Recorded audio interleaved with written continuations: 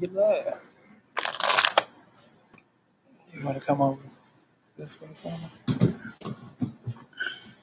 Yeah, that'll work. Oh, okay, yeah.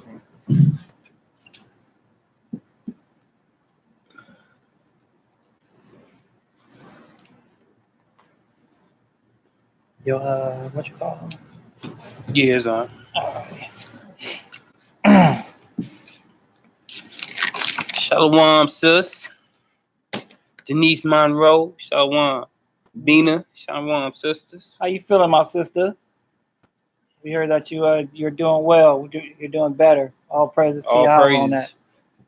All praises. Marcus Israel, shalom, my brother. Tiffany Allah, shalom, shalom. Let y'all climb on up in the room.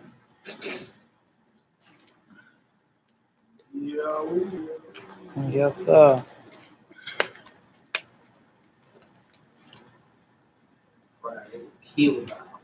Right. You know it. Yeah, boy. Oh, snap. Tuvaya, shalom, my brother. Tuvaya, Israel, shalom, my brother. Oh, man. We love that. Man. Reuben. Abaya, Israel. You do the preliminaries thing. Yeah. You got a beautiful lesson at hand. Pride will kill thou. What's it? Okay, cool. Sport Tribe, shalom, shalom. Larry M, shalom. Judah Mack, my brother, shalom. All right. Extendo gang. Extendo name, right.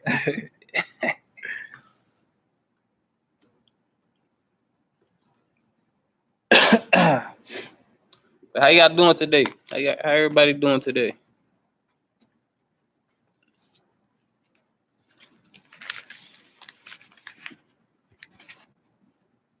I'll start with jokes. All right. Shalom, family. Shalom, shalom.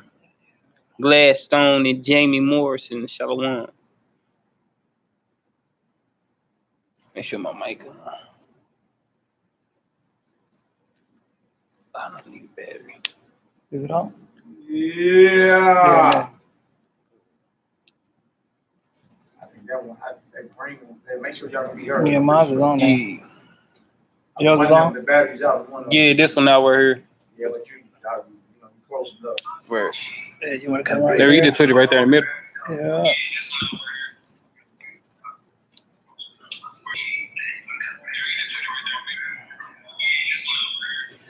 We're gonna try to, Larry M. By the Most High's will, we're gonna try to.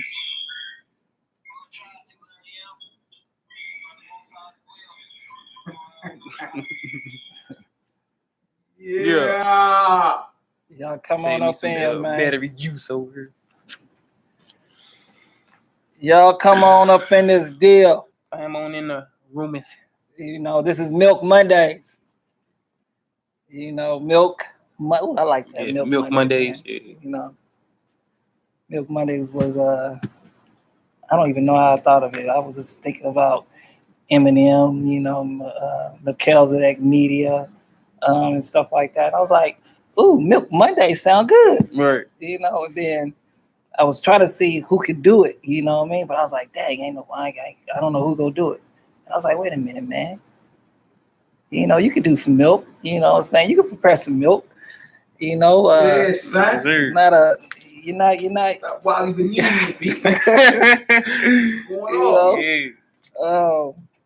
You might not prepare a good big old feast. You know what I'm saying? Just yet. Man, stop doubting yourself. Man, I'm not doubting myself. It's just that. Hey, look, we here together. We here together. We're gonna have the milk, the meat, yeah, right. The sad dishes, the living water, the bread of life. That's right. We got it. The Most High's with us. Most High's with us, man. We got it. Milk Mondays. You know. What's wrong with your brother, bro? Woo! Mediocre. But what I was getting to what I was alluding to is that you know the brothers, you know how all our lesson is kind of intertwines with each other. You know what I'm saying? How Yaki bringing out the Holy Spirit, Mali he's bringing out you know parables, and he goes in depth on certain topics that do arise. How you know with the power of the tongue, power of the touch. You know what I'm saying? And me, you know what I'm saying, with you know, Milk Mondays, you know, it all interacts with each other. Right, most definitely. You know The class to be off the chain, man. Man. You know what I'm saying? You like the Milk Mondays, right? Yes, sir. You know, hey, all praises to the Most High. Hallelujah. All praises to the Most High. So y'all let's get up in this deal. Milk Mondays. Yeah. Milk missiles. Yes, sir. Yeah. That's right. Yes, sir. MELCHIZEDEK is loyal kingsman. That's what the milk stand for, my brother. What? MELCHIZEDEK is loyal kingsman. Oh, yeah. Milk Monday. See, Yes, sir. look, I ain't good like that, y'all. I cannot rap, I can't sing or anything like that. You know what I'm saying? But milk is good for the body. Yes, Yes, sir. sir. Yes, sir. And Denise Moreau, you go ahead and continue to relax. You know what I'm saying? Let the spirit strengthen you. You know what I mean? And your faith has made thee whole. You know, and your faith is going to continue to make thee whole. You know it, I know it, and everybody that hears our my voice knows it as well. So we shall continue to pray for thee, but thou must have faith in the prayer. Alrighty, y'all. Let's not waste any more time. You know what I mean? Let's get this prayer started. You think? Yes, sir. Let's get it done. I'll get this Let's get this prayer hot milk started. going on. Man, Pootie got me putting a TH on the end of everything now. Pootie, man, everything she say now is with a TH. It's like, okay.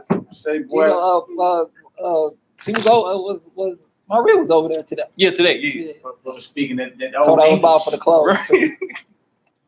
All praise, glory, and honor to the Most High, the only creator and possessor of all things. All Joe, hey, wild, hey. All praises. All praise, glory, and honor. Long and forever live his anointed, beloved Son in the hearts and minds of faith we let. Long live the King. Hallelujah. Hallelujah. Yeah. I be new. Shabbat Shemayim. Shabbat Shemayim. Yikadeh. Shimka. Tabo. Malchizedek. Yeah, I say. Ratzoka. Shabbat Shemayim. Kay. Ba'aret. Etlakim. Kukenu. Tang Lanu. Hayom. Uslak Lanu. Oh. Kataenu. Come on. Shell Show King. Gam. Anaknu. Lakotin. Lanu. Wa'o. Tabienu. Lide. Nisayon. King. In. Kotsenu. Mean hara. Kilaka. Hamamlaka. Wahabura. Wahatifaret. Laome. Olamin. Amen. Hallelujah. Praise the mighty God. In English, our Father in heaven. Holy is your name. May your kingdom come. And your will be done. On earth. As it is in heaven. Give us this day. Our daily bread. And forgive us. Our sins. As we also. Have forgiven those. Who sinned against us. And lead us not. Into temptation.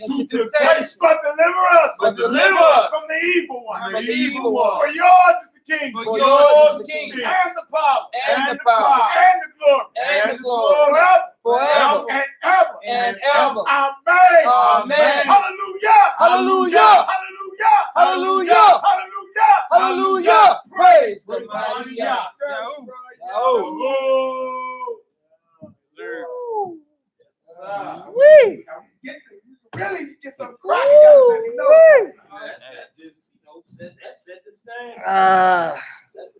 That was it right there. Okay, hey, great lessons, y'all. You said we gotta go. Yeah. But all praises to the Most High, man. All praises. Woo. Hallelujah. Hallelujah. All right, y'all. Welcome, family, for another night of Milk Mondays. I'm your loyal and faithful servant, Yakanan Eleazar. Am I right? I'm your humble servant, Uriel, your brother, indeed and in truth. Kanya. And we would like to bring in a lesson that is that should have came out 2 years ago for me. However, I wasn't ready for it. I guess you could say the Spirit didn't move me to do it. I had the topic, pride will kill us thou. However, I didn't have the at the time, to bring it out. But now tonight, family, we're gonna bring it out. Let us proceed to go to Ecclesiasticus in the Apocrypha, chapter 10, verse 12. And if y'all can hear us good, may y'all put a 5 up in here.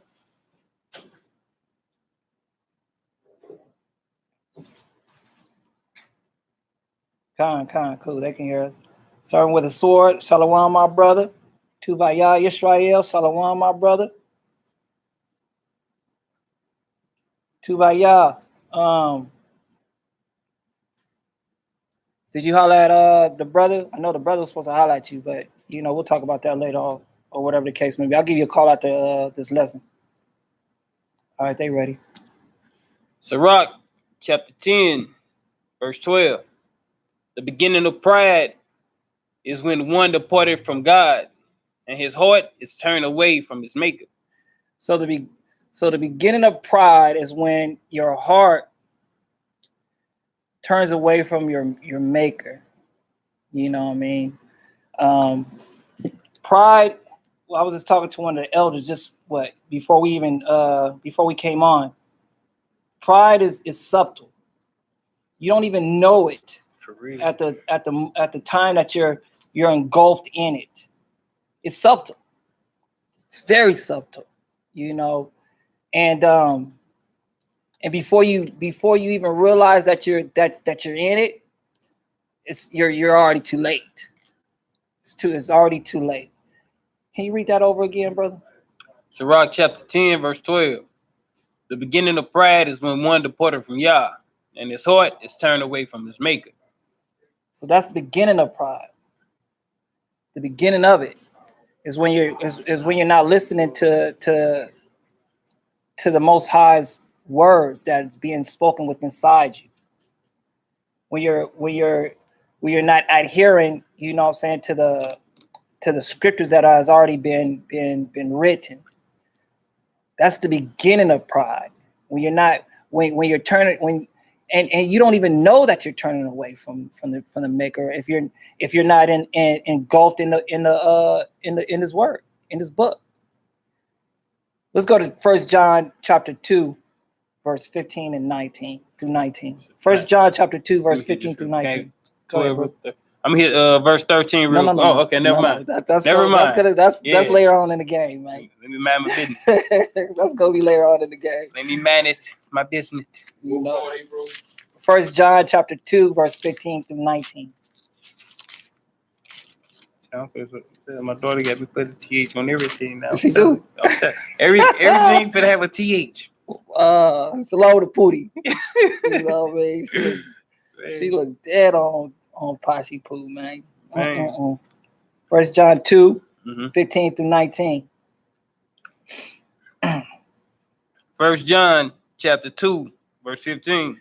And if y'all remember, in our last lesson that we did regarding reasoning, what I'm saying? Let us reason together. Yeah. We went over this, you know. And we're going to go over this again just to keep us keep it fresh into our mind. And I'm not going to bring in slowly but surely, you know, how Yaki does it and stuff like that. I like going straight to the point because it's milk. You know what I'm saying? There's no reason for us to try to, you know, bam, it's milk. You know, something that we should know already, something that we should go over and stuff like that we already have been over. But let's go over it again. You know what I'm saying? Just so it could be familiarized in our hearts and in our minds. Because again, pride is very subtle. Before you realize that you're in pride, it's too late. You know what I'm saying? Things are already occurring, you know what I mean, that really you can't get out of because of your pride. You know, it's once you're in pride, it's you have to put your trust into the Most High to either take you through it alive or have mercy on your soul. Go ahead, bro. Another thing too, we don't realize that we in it, you know, because pride comes before your downfall, of course. Right. But then also too, if you're not spiritually inclined, you don't know what to do to get up out of it, and you don't know why things are happening to you. That's right. You were once blessed, but because of that blessing, you became prideful, and with that pride, you started falling. And now you're wondering, now how did this happen, or how do I get up out of it? And that's what you're breaking down, ready to break down now. Kind.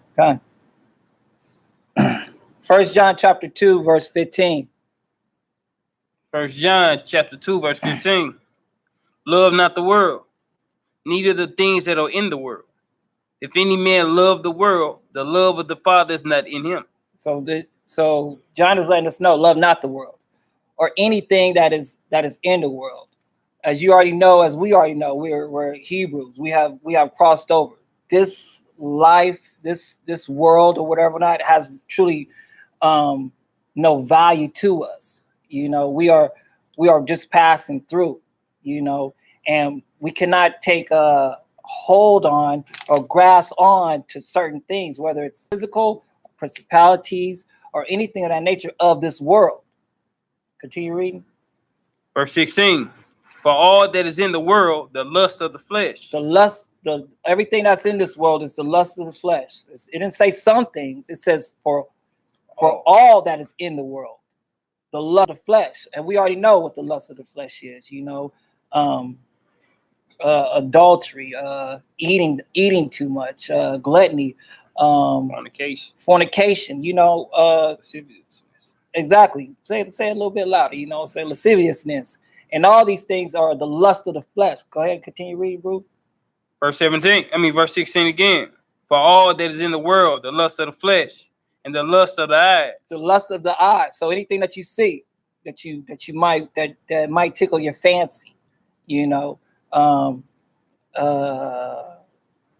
what? Like adultery. Like, man, look, I don't want to say anything. Like a little, you know, going into adultery. Like, you can have adulterous eyes. You know, okay. You can have stealing eyes. You know, you see something that doesn't belong to you, and you're staring at it like, man, I could take that. Like you're stealing with your eyes, or you just undress somebody's wife with your eyes and with your mind. You know, so it's just like the lust of the eyes, right? Most definitely. You know, when it sets up in your heart, that's when you gotta repent right then and there. Okay. And one thing I want to say real quick, and when that is going on, the lust of the eyes. When you look at a sister, look at her dead in the eyes and say, "How you doing, sister?" Right. See, so that way, when you address a sister like that, then certain thoughts don't come into your mind because the way that you address her. Right. First and foremost, when you see it, just keep your hands up, look up. Don't even be looking down. Don't look waist high. I mean, waist low or down past the neck. Yeah. Look in the eye, say, "How you doing, sister?" Okay. So then, right there, with that breeze, okay, this is my sister right here. So I'm not getting ready to lust. There's certain things that we can do in the mind state to get us away from our lasciviousness, you know what I'm saying, and our coveting and things like that. Right. You know what I'm saying? Right. That's crucial, bro, because it does work, man. It do. Like, man, like the best thing to do, man, just to stay out the way. You know, just like like putting myself on out there, just like, man, you know, if I see a brother or sister when it's like Shalom says, and I try to get out, you know what I'm saying, walk past her super fast, won't have them kind of thoughts or nothing. Or I want my brother stern, like, man, he just looked at me real. Just like, no, you know, Shalom says keep it pushing. You know, it's like, that's it. See, brother, with his member, whatever, I look directly at him and speak to him. I won't even look at her. Most You know definitely. what I'm saying? Because that's just, I don't need to look at you, sister. This is your covering right here. I don't know if this is your husband or not, but this is a brother that's with you. So, hey, what's going on, brother? How you doing? Right. You know what I'm saying? Boom, boom, boom, boom. And I keep it pushing. You know what I'm saying? If I see a sister, hey, sister, how you doing? Keep it pushing. And that way, man, when we address each other, our brother, hey, what's going on, brother? Or instead of, what's up, my nigga? Right. You know what I'm saying? Hey, what's going on, bro? You know what's happening, bro? Yeah. Bro Sham? Yeah. You know what I'm saying? What's up, bro Sham? You know what I'm saying, bro?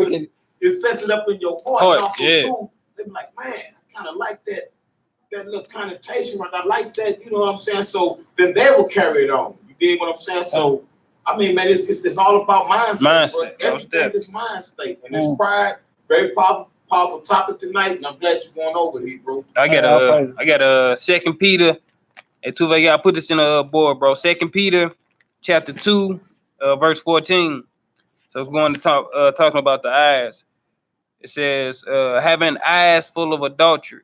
So now this is going to talk about the lust of the eyes. So it says, having eyes full of adultery, and that cannot cease from sin, beguiling unstable souls. Beguiling.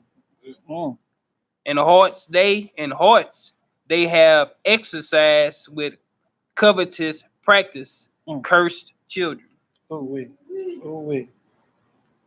That's going into the lust of the eyes, huh? Yeah, going to the lust of the eyes. Go ahead, bro. All right. So 1 John chapter 2, verse 16 again.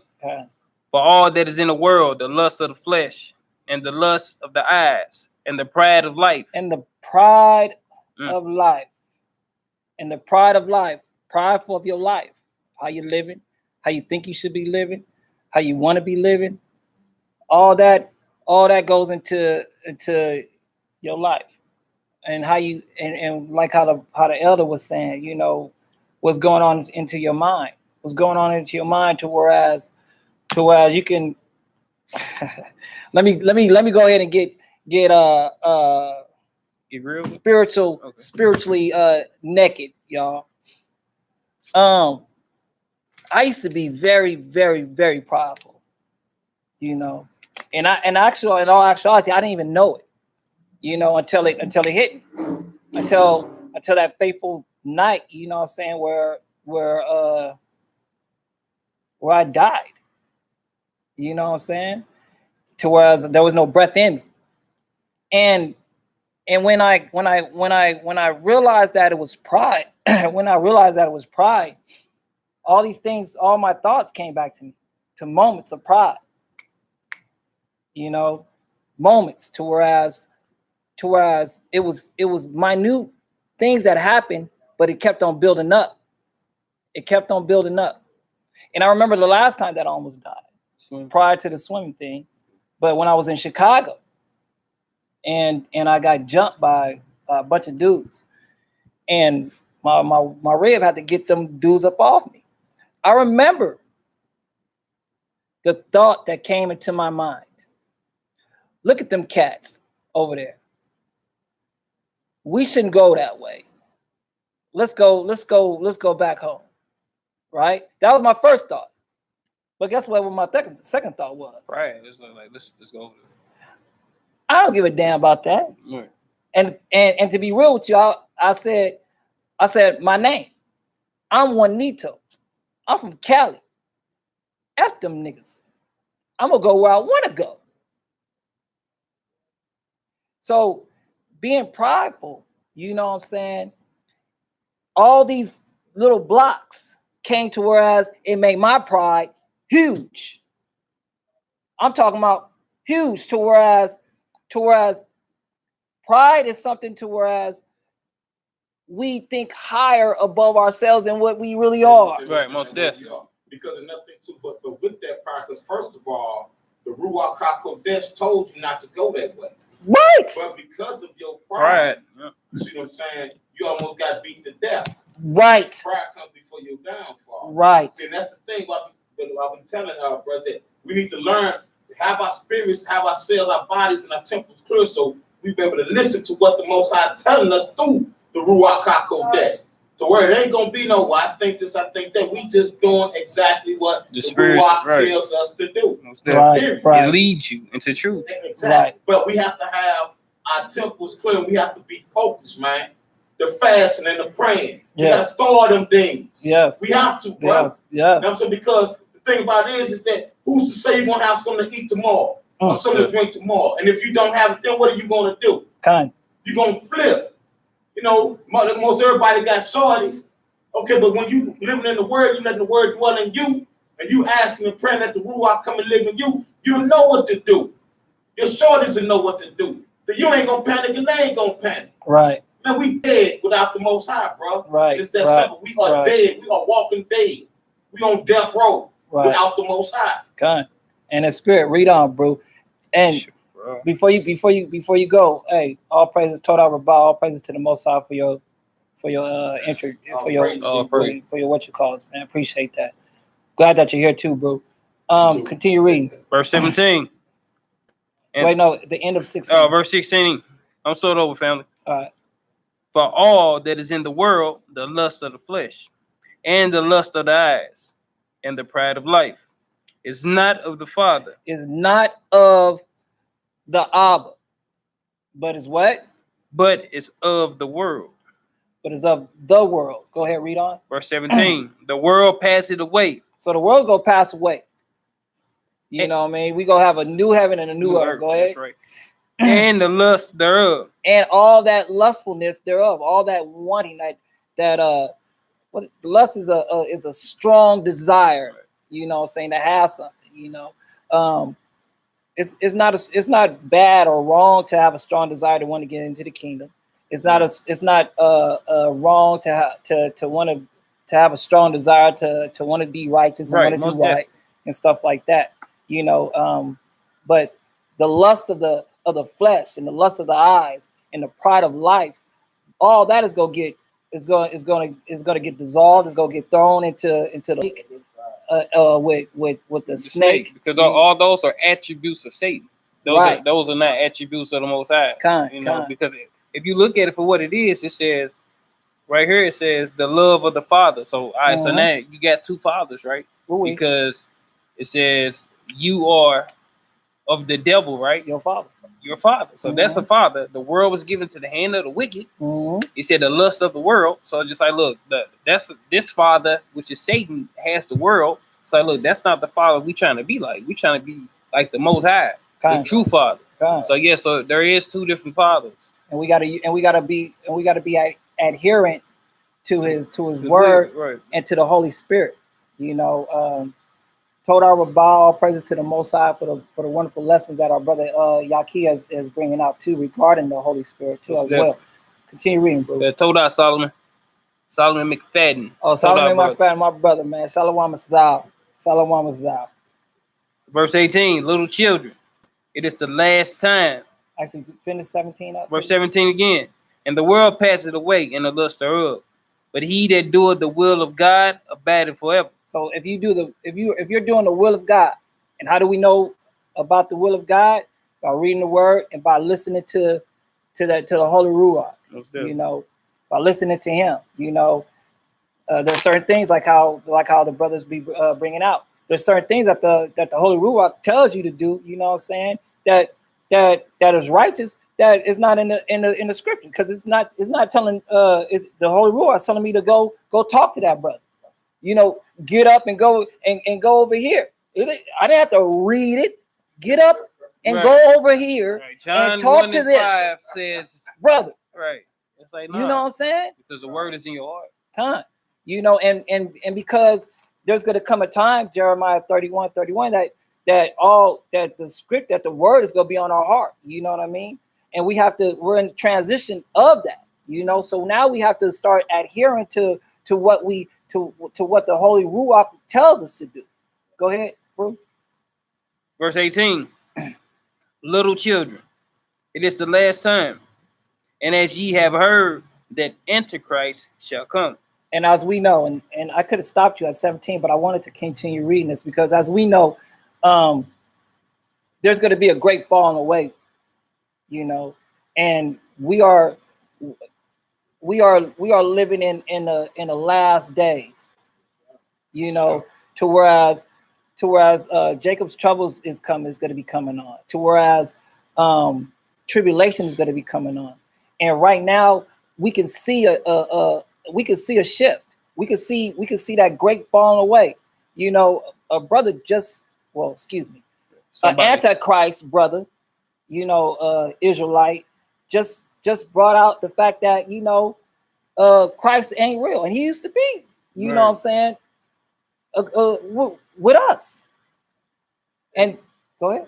I'm sorry, not to cut you off. No, go ahead, bro. But when it's like that, I no longer call them brethren because nothing to you ain't even supposed to say shalom to them. Shalom. Yeah, right. So it is what it is. You know what I'm saying? One of our beloved brothers, you fell away. That's what it is. Now you on the other side. They're gonna tell me we can't mistake this because in these last days, when these Negroes get a chance to turn us in, they will do that. Right. If they have a chance to stab us in the back, they will do that because they are anti-Christ. Right. You know what I'm saying? So I just keep it real and 100, bro. You know what I'm saying? If you ain't down with this word right there and everything about this Bible and these scriptures, you know what I'm saying? And the Most High being the only begotten Son of Yahushua, and that he was born through the Ruach HaKodesh. Mary got impregnated. You know what I'm saying? He was murdered. He rose again. He's seen many. You know what I'm saying? And he's coming back to retrieve us. If you ain't talking about that, then you are my enemy. Right. You will not accept that you're my enemy.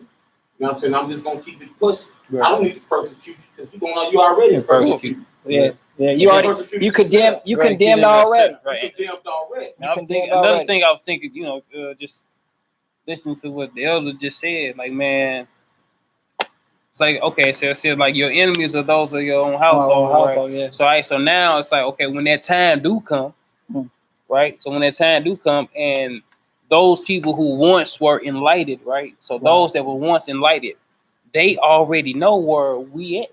Exactly. They already know where we at. They like, look, they over there. They over here. You know what I'm saying? They over here. They know where we at because like they was once enlightened. So they whole mindset is to persecute the saints. So they already know, like, look, I know where they at. They down here. Right here. Didn't Judas do that? I know where he is. Right. I'll tell you what. The one who I kiss. That's him. That's him. So it's like they already know. So it's like they already know how to point them out. It's crazy. Hey, when we finish this reading, this right here is gonna explain it all. Verse 18 again. That's the reason why I wanted to bring it out. Go ahead. Little children, it is the last time, and as ye have heard, that Antichrist shall come. Even now, are there many Antichrists?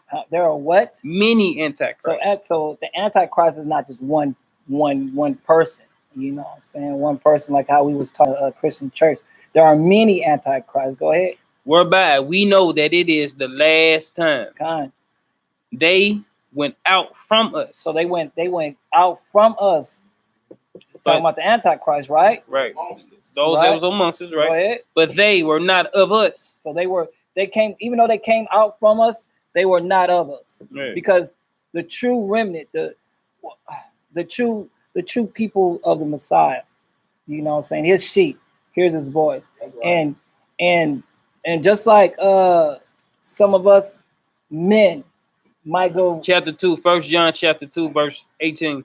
Some of us men, you know, might have been into been to jail before, whatever not. We went in as men and we came out as men. You know, some men went in as men and came out as boys. You know, so some of us regarding the Hamashiach, we stand on our square, period. But some, as the scriptures is saying right here, they went out from us, but they were not of us. You know what I'm saying? Even though they was around us or whatever or not, you know, even though they portrayed to be messianic or whatever, their faith wasn't as strong. And any type of strong wind of doctrine, different wind of doctrine or whatever or not, caught them and now they out of here. Right. Go ahead, read. Verse 19 again. They went out from us, but they were not of us.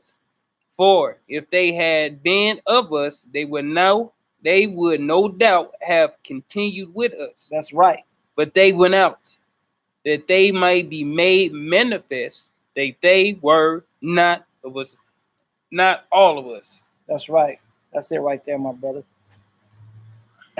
Let's go to Proverbs. It's like if you look at it, it sounds like birth. Because so now when you go back to who was it, Ishmael, right? So just like at the end of the day, it's like that was his son. David said, yeah. I mean, no, it's Abraham's son. It was Abraham's son, but the Most High said, "Give me your only son." So it's just like Isaac. So it's like it sounds like birth. Like though they came out, it's like it still wasn't of Israel. You know what I'm saying? Ishmael came out of the mother. You know, Abraham was the father, but at the end of the day, it's just like he wasn't of Israel. That's just like he wasn't the son of the promise. He wasn't the son of the promise. So it's like these right here was not the seed of the promise. Exactly. Right. And the only reason, and another thing too, because the only reason that Ishmael was born, is because Sarah was disobedient and she didn't believe. Okay. So go into my handmaid. See what I'm saying? Now, if she would have believed the story that the angel told her, she would never have told Abraham to do that thing like that. Right. So guess what? Ishmael is born. Right. Due to unbelief. It's crazy. Through a lack of belief too. And then it's like she didn't believe. Actually didn't believe. There was a lack of belief. She did not believe the fact that she can produce a child in her old age. Right. So she said, "You go into." Okay, Abraham was like, "All right, cool." And then it's like, man, you look at it. I'm gonna be a father of many nations. And another right, girl. No, I'm saying, man, if you look at it, at another aspect, also, man, flesh and the spirit, because at the end of the day, it's just like Ishmael was of the flesh, right? So when the Most High told Ishmael, when he told Abraham, he said, "Look, cut that son off." He said, "Look, but he will be blessed." So right then and there, he was showing Abraham circumcision right then and there. You know, though he wasn't circumcised until Genesis 13, but at the same time, he's like, "Look, you have to cut the flesh off so you can live with the spirit." So that's what he was showing, because she came from Egypt, right? So Egypt was nothing but flesh. Israel is nothing but the spirit. So he's like, "Well, you got to cut the flesh off in order for you to live with the spirit." So he's like, once she cut Ishmael off, they went off to the wilderness or whatnot. What happened? Israel came, and look where we at now. You know what I'm saying? He lived with the spirit. But guess what? The wife, Sarah, she saw Ishmael kept trying to kill Isaac. So she represents wisdom. You know what I'm saying? So she's wisdom. She's seeing that the flesh is trying to kill the spirit. So she's like, nah. So now she's going to talk to the Abba, right? Which Abraham's representing the Most High. So now spirit is hollering at the Father, like, look, the flesh is trying to kill the spirit. We got to cut that flesh off. So once you cut the flesh off, now the spirit can live. So now it lives. You know. So that's important part too, because she had to go. She had to go. She wanted Isaac dead. You dig what I'm saying? Because then Ishmael would have had all the blessings. Would have inherited everything. Just like by default, if Satan can kill off, because Revelation chapter 12, it says what Satan knows he has for a short time. If he can kill us off by default, he think that he will be able to inherit this, and he won't have to go through the punishment that he's going through. But guess what? He has received the word. This nigga know he only got it for a short time left. Most definitely. You know what I'm saying? So what he's doing is pulling out all the punches right now. He's divide and conquer. That's the one thing you do off top. Right. Most definitely. Right. You dig what I'm saying? It happened with the first murder in the earth. Divide and conquer.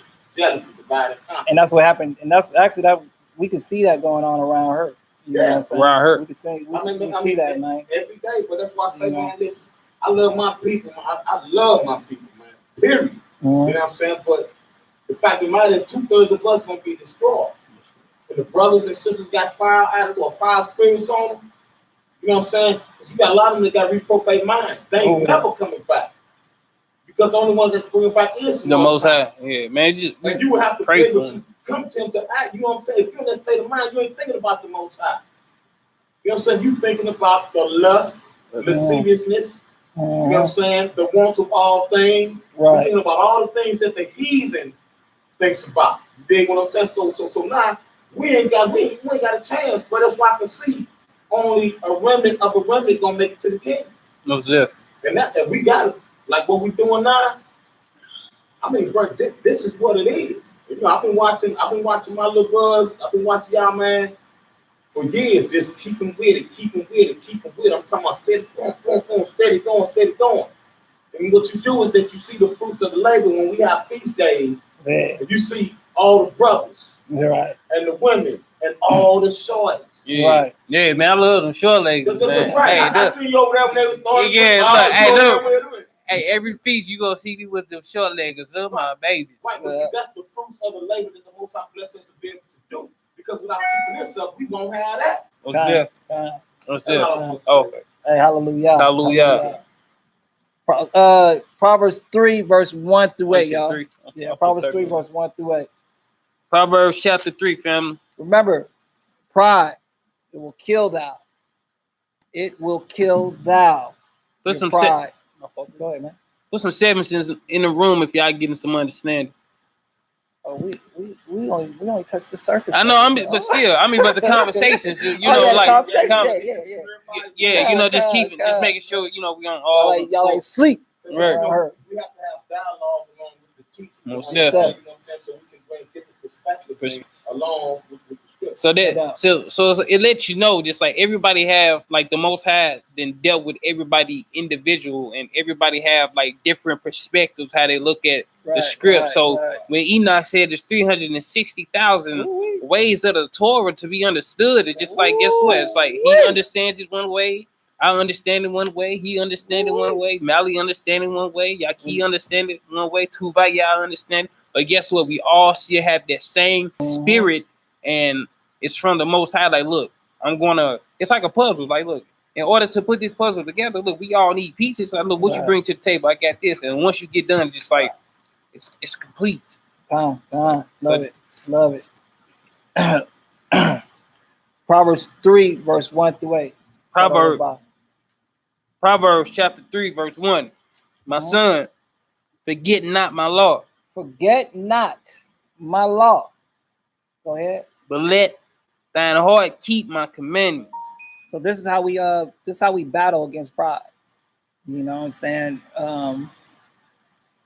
The author of this, King Solomon, he's saying, my son, forget not my law, but let thine heart keep my commandments. Right. Go ahead. For a length of days. For length of what? For a length of days. And long life. And peace. And what? And peace. And peace. If we keep the commandments, we'll have peace. A peace of mind. Go ahead. A peace of mind. That's right. Go ahead. Shall they add to thee? So this is an add. You know what I mean? Whatever that's given to us because of life, this is an add-on. Right. You know, this is extras. Right. You know, keeping the commandments and not forgetting the law, you will have a length of days, a long life, and peace during your lifetime. You know what I'm saying? During this lifetime. Go ahead. Let not mercy and truth forsake thee. Bind them about thy neck. Write them upon the table of thine heart. Mercy and truth. Mercy and truth. We can't be out here, you know what I'm saying, not having mercy upon our brothers and sisters, and we expect mercy. You know, we can't be running around here, you know, just hard upon, you know what I'm saying, our brothers and sisters. Shalom, sis. Shalom, sis. Upon our brothers and sisters, you know, and we're not, and we want mercy. Go ahead, bro. Shalom, bro. Shalom, my brother. Verse 4. So shall thou find favor and good understanding in the sight of God and man. Y'all want to find favor, right? Go ahead, continue.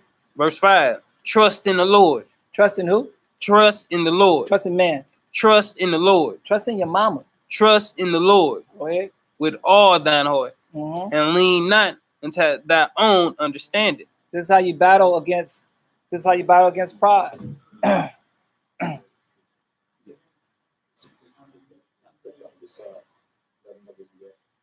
Oh, we're on Proverbs Proverbs chapter 3, verse 4. Sisters. This group, my brother. Yeah, the sisters on this side and the bros on this side. Get y'all some head covers real quick. Yeah. Try to find some head covers real quick. Some head covers Head over there, covers my over brother. there. We're on Proverbs 3, verse 4. Oh, they got some. Proverbs 3, verse 4. No, just the sisters. Not even. Men don't cover their head. So, only the sisters.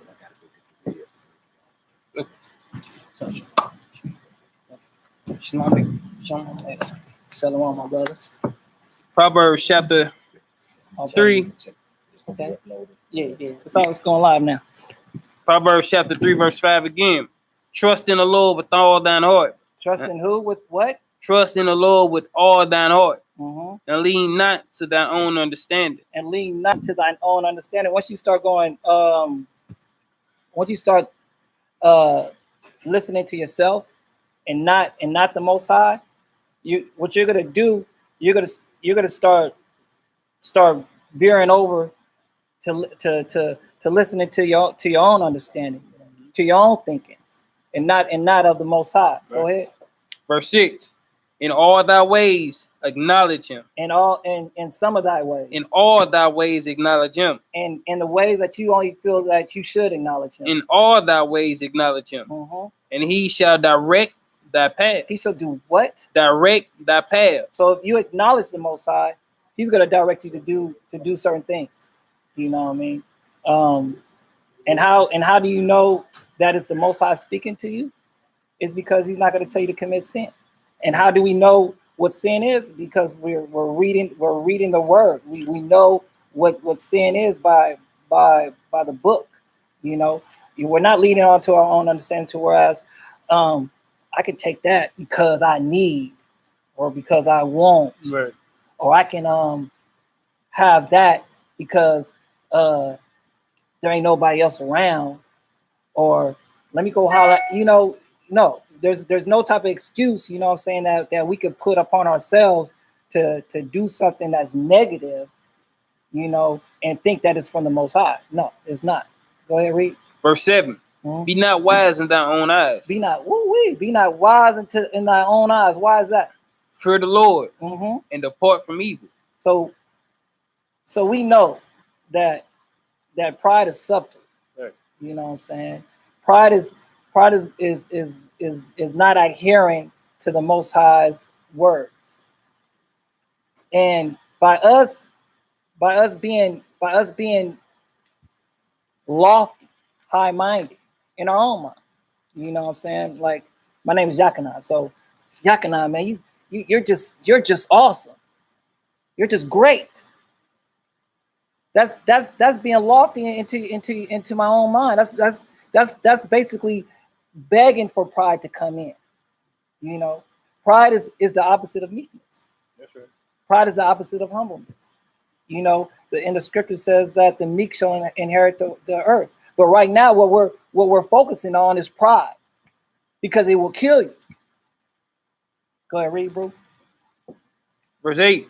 Mm-hmm. It shall be healed to thy navel. It shall be health to thy navel. Mm-hmm. And marrow to thy bones. And marrow to thy bones. So be not wise in thy own eyes. Fear the Most High and depart from evil. When it's talking about fear, the Most High is talking about respect him. You know what I'm saying? Just like how we respect our fathers or our mothers, you know, it says fear the Lord and depart from evil. So if we understand this, to whereas the commandments of the Most High is out there, and we know it's out there, but we want to continue to do wickedness, no, we can't do that. We have to have some type of fear, you know what I'm saying, of it. And the reason why is this. As we go along in this lesson, we're going to see the reasons why, because the Most High is not playing with none of us, you know what I'm saying, especially dealing with pride. Go ahead, boo, read. Ecclesiastes. We're going to go to Philippians 4, verse 4 through 8. Philippians 4, verse 4 through 8. You got a Bible, bro? What's your name? Jay? You got a Bible?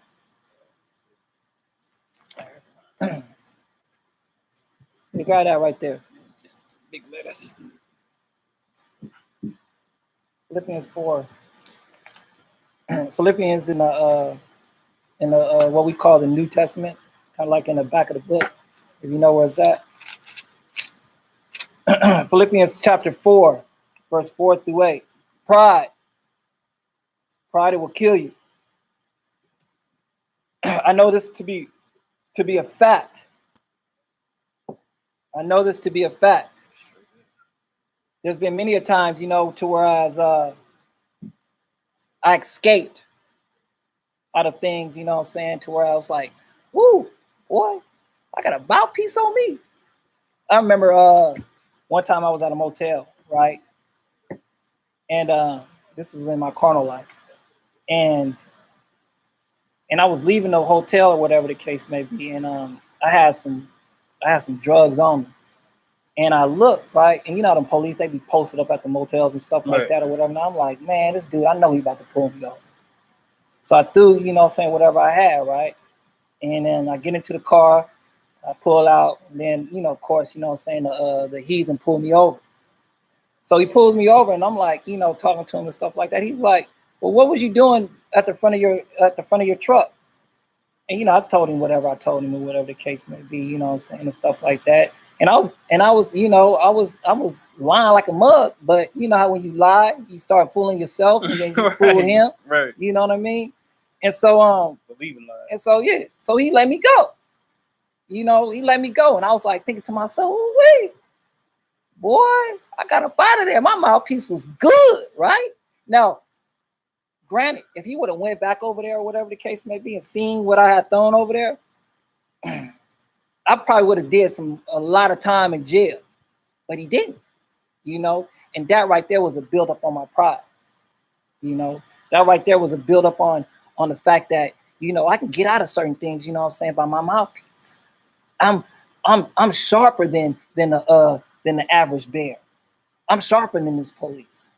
Pride, man, pride will kill you, you know what I mean? And pride is subtle. It creeps upon you, and before you know it, you're in this embrace. Let's go to Philippians 4, chapter 4, verse 4 through 8. Philippians. Philemon, I mean Philippians. No, Philippians, excuse me. My bad, bro. No, you all good. Philippians. Chapter 4, verse 4. Fine. Rejoice in the Lord always. And again I say rejoice. Rejoice in Yahweh always. Not sometimes, but always. And after that, and again I say rejoice. Go ahead. Let your moderation be known unto all men. Let's look at that word moderation. What does moderation mean? You got that, bro? Oh, man, my phone is true. Let me look it up. We're going to look up the word moderation, so we can have an understanding of what the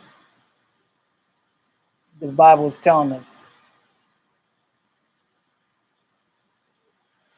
You know, it says, was Cain the first human to commit a craftful act? Nah, man, Satan was the first. Because at the end of the day, when the Most High created Adam, Satan did not want to bow down to Adam. When Michael told him that, look, God created Adam, you have to bow to him. He's like, look, I'm not bowing to Adam. Ooh, well, what was that? I was created before. It's in the book of Adam and Eve. No, but I'm saying, what was that? Why? That was pride. Yeah, that was pride. He said, like, I was created before him. He needs to bow to me. And that's why, you know, pride, because of pride, he was cast out. And he wanted to exalt his throne above the Most High. That's pride. You want to exalt your throne above your creator.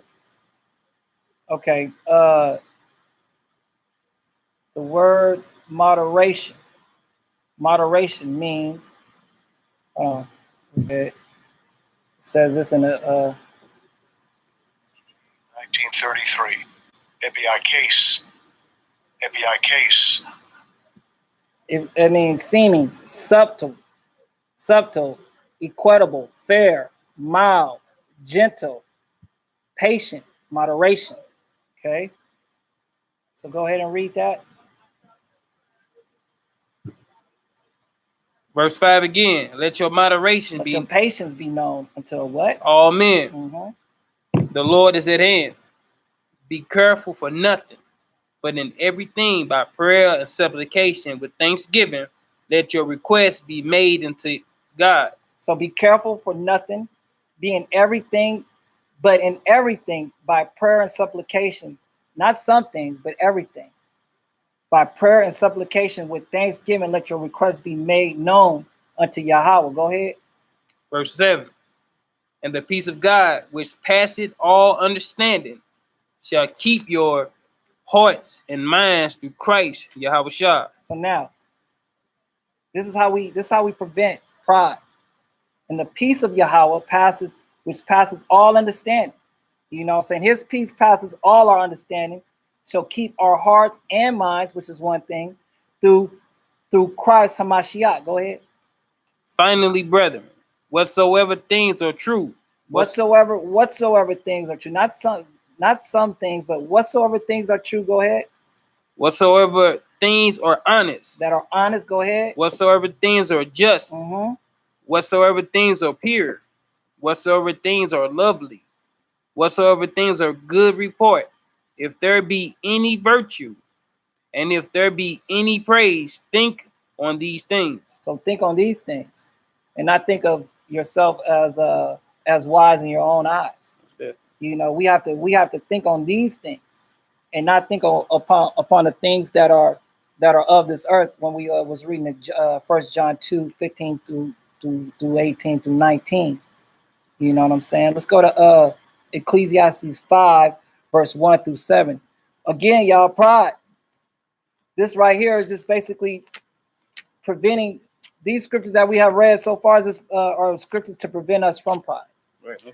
But we're gonna see what pride will lead us into through examples that we're gonna read shortly, that our forefathers did and that our forefathers went through, so we don't go and make the same mistakes that they made. Again, y'all, we have to remember how pride is. Pride is very subtle. Pride is very sneaky, and before you know it, you know what I'm saying, you're engulfed in it. You want? No, in Sirach. Sirach, yeah. Oh, Sirach, okay. sorry. Sirach 5, 1 through 7. Sirach 5, 1 through 7, y'all. Let us get some sevens up in the chat if you were there. Brew, you ain't got it in that book. Yeah, no, it's in a it's in Sirach, it's in a the Apocrypha. in Apocrypha. You got it over there, sister? Sirach. Yes, Ecclesiasticus. Please. Okay, no, I stand regular. Okay, yeah. Yeah, you can download. It's a Bible app. Just go to the King James Bible and with the Apocrypha and just download it. Yeah. And it had the Apocrypha with it. Actually, they have the KJVA. It's called the KJVA. It has Yeah. an Apocrypha in it. Yeah, that's one I got. Yeah, that's one I was talking about. Yeah. Okay, and it also has the Book of Jasher and all Book that. of Jasher and stuff like that, Mhm. because we will be going to Book of Jasher too as well. So the Book of Sirach, chapter 5, verse 1 through 7. If y'all don't have it, just go ahead and Just bear with us. just bear with us and read it. I mean, and listen. Listen to it. Okay, this Sirach chapter 5, verse 1. Remember, y'all. Remember these last couple of verses and stuff like that were just basically to prevent us from being prideful. You know what I'm saying, and whatnot. Pride will sneak up on you. You know, pride will definitely sneak up on you. Go ahead, read it. Sirach chapter 5, verse 1. Set thy heart upon thy goods, and say not, I have enough for my life. Go ahead. Follow not thy own mind and thy strength to walk in the ways of thy heart, and say not, who shall control me for my works? So now we're looking at the fact that it's saying, set thy heart upon thy goods. So look at your goods. Right. Look at what you got. You know what I'm saying? You got a lovely car, house, wife, children. Go ahead and say not, I have enough for my life. Right. And then it says, follow not thine own mind and thy strength. You know, I'm a young strapping man. Right. so I can do what I want to do. You know, if I want to go to the club at night and make it rain, I could be at work in the morning. You know what I'm saying? At 6. Yeah. Go ahead. Verse 3. Verse 3 again, and say not, who shall control me for my works? So who go control me? I'm a man. I can do what I want to do. Go ahead. For the Lord will surely revenge thy pride. So the Most High, because you're thinking that way, right, He's gonna get revenge on that. You know what I'm saying? On your pride. Right.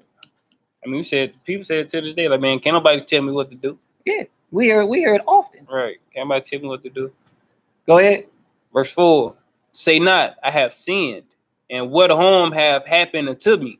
So now we're looking at the fact that because of a sinful act does not get judged right then and there. We have this thought in our mind. You know what I mean? Oh, I got away with something. Right. I lied to the brother. You know what I mean? But then nothing happened. Oh, I got away with something. Oh, I borrowed this, you know what I'm saying, from the sister. You know what I mean? But nothing happened. So I got away with that. Right. Go ahead. Verse 4 again. Say not, I have sinned, and what harm have happened unto me? For the Lord is long suffering. He will in no wise let thee go. So now we're leaning on to our own understanding now. You know, the Most High is long suffering. You know what I mean? He's gonna have to forgive me. Please, Father, forgive me for doing this. Please, Father, forgive me for doing that. And then you turn around and do it again and again. This is what the scripture is talking about. Go ahead. Concerning propitiation, be not without fear to add sin unto sin. So let's look up the word propitiation. Look at us. We some uneducated Hebrews. But we sure can read. You know what I'm saying? I didn't pass 8th grade, you know what I mean? But we still here. You know what I mean? Let's look up that word propitiation. I looked it up already, but we're gonna look it up again. Let me say what, bro? Jay? Yeah, appropriation. You got a phone on you? Huh? Look up that word propitiation. Since you know it so good. Propitiation. How you spell it? See? There you go right here. Okay, I got it. Atonement. The action of propitiation or appeasing of God's spirit or a person. Okay. All right. It's like Christ is our propitiation. Yeah, kind. You know what I mean? I just want to make sure that we got the word right. Go ahead. Oh, I gotta go back to it. Verse 5. Verse 5 again. Concerning propitiation, be not without fear to add sin into sin. So now it's telling us you can't be without fear and add on your sin or on sin because Christ is our propitiation, or we're gonna appease the Lord. Like tonight, I'm gonna go ahead and sin, and tomorrow I'm gonna go ahead and give up some alms. I'm gonna go tell somebody about the Lord. But right now, I'm about to, you know what I'm saying, go over there to my neighbor's house and do something, you know what I'm saying, ungodly, you know what I'm saying, to my neighbor's wife. Right. But tomorrow, you know what I'm saying, I'm gonna go over here and pass out alms and stuff like that. And say, oh, the Most High is merciful and gracious, or whatever the case may be. We can't do that. Right. We can't do that. Go ahead, bro. Verse 6. And say not, his mercy is great. Ooh, and say not what? His mercy is great. Mm-hmm. He will be pacified for the multitude of my sins. Mm-hmm. For mercy and wrath come from him. So mercy and wrath come from Yahweh. Right. Go ahead. And his indignation rested upon sinners. So if mercy and wrath come from him, we, just like he'll give us mercy, he's gonna definitely give us wrath. And we can't tell, and we can't say when his wrath is gonna come. Right. And we can't say when is his mercy gonna come. Right. You know? Go ahead, bro. Verse 7. Make no tarrying to turn to the Lord. So don't take all day to turn to the Most High. You know what I'm saying? Don't take all day. Right. Go ahead.